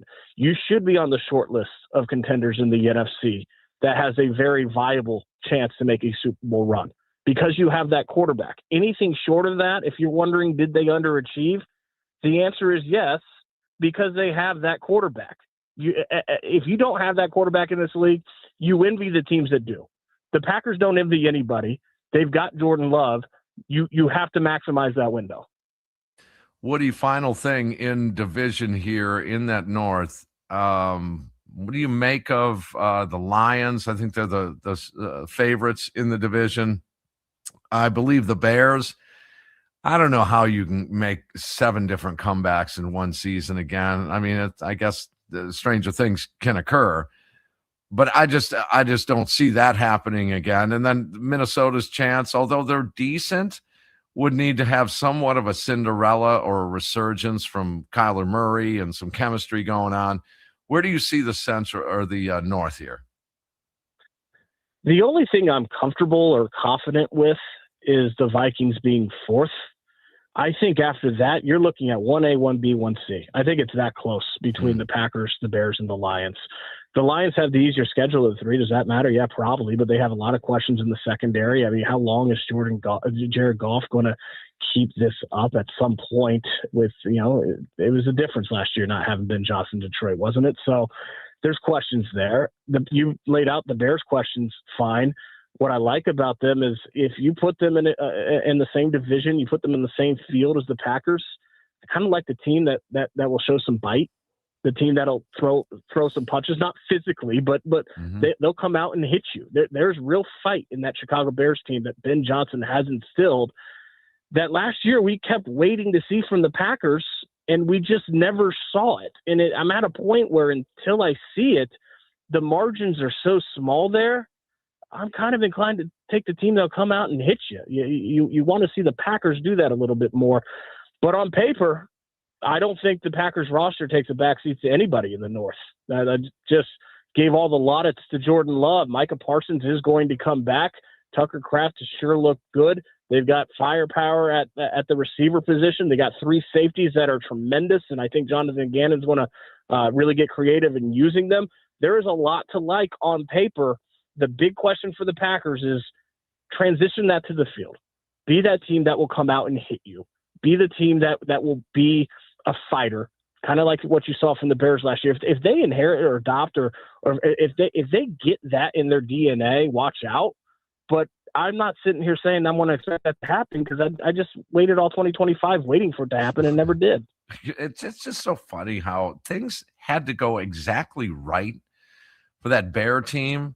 Things had to go exactly wrong for the Green Bay Packers. It get leads in both, and then an anomaly happens where it's just an onside kick and an overtime, and then it's just one thing after another. That can't repeat itself. Maybe it can take some other forms, but I just that those are one and dones in my world. They may take, like I said, a different form. But Woody, always a pleasure, man. I'm glad to talk to you on a couple of different stations. I appreciate your time. Hey, it's going to be a fun season we're asking these questions now. The good news and what I'm looking forward to, we're about to get the answers, right? It's going to be real fun to find out these answers. Can't wait. All right. Thank you, Ryan. Appreciate it. Here's Ryan Wood on the guest hotline powered by Gruber Law. One call, that's all, as he covers the Green Bay Packers like a blanket, Green Bay Press Gazette and the USA Today. We'll take a break, button things up here. It's Wisconsin Sports Daily in the Wisconsin Sports Radio Network studios, powered by the Potawatomi Sportsbook.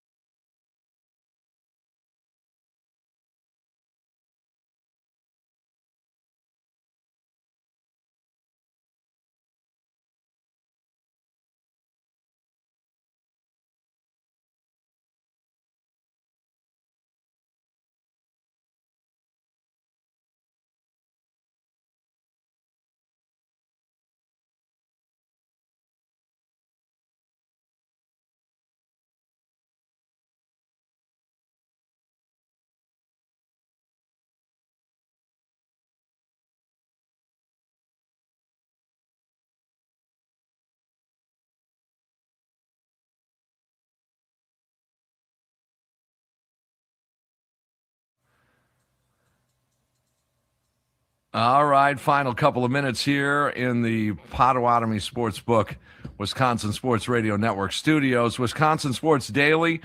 Sparky, don't know if he's going to be back tomorrow. Charlie, not sure. We haven't heard. Have not heard yet. I'm going to be here. That's all I know. So Charlie Houston will be on Wisconsin Sports Daily. Sparky's never-ending weekend.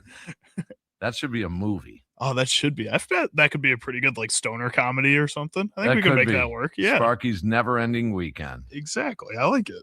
And all right, so the Brewers are off tonight. We got a couple of NFL games tonight. I think so. Let me double check for you here. But you do have Cubs taking on the Arizona Diamondbacks. That should be a fun series. Yeah. And Diamondbacks are fighting for their tails in a playoff race. Let's see. Any football? Does not look like no football tonight. Okay, that was last night. You don't get Tennessee, football till Thursday.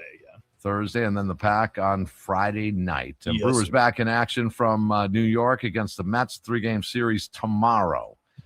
So that being said, more of the same tomorrow morning and throughout the day on the Wisconsin Sports Radio Network, as we're going to say farewell to you guys for today. We'll see you tomorrow. And for Charlie Houston, my name is Tim Allen. Enjoy your night. Thanks for listening, guys.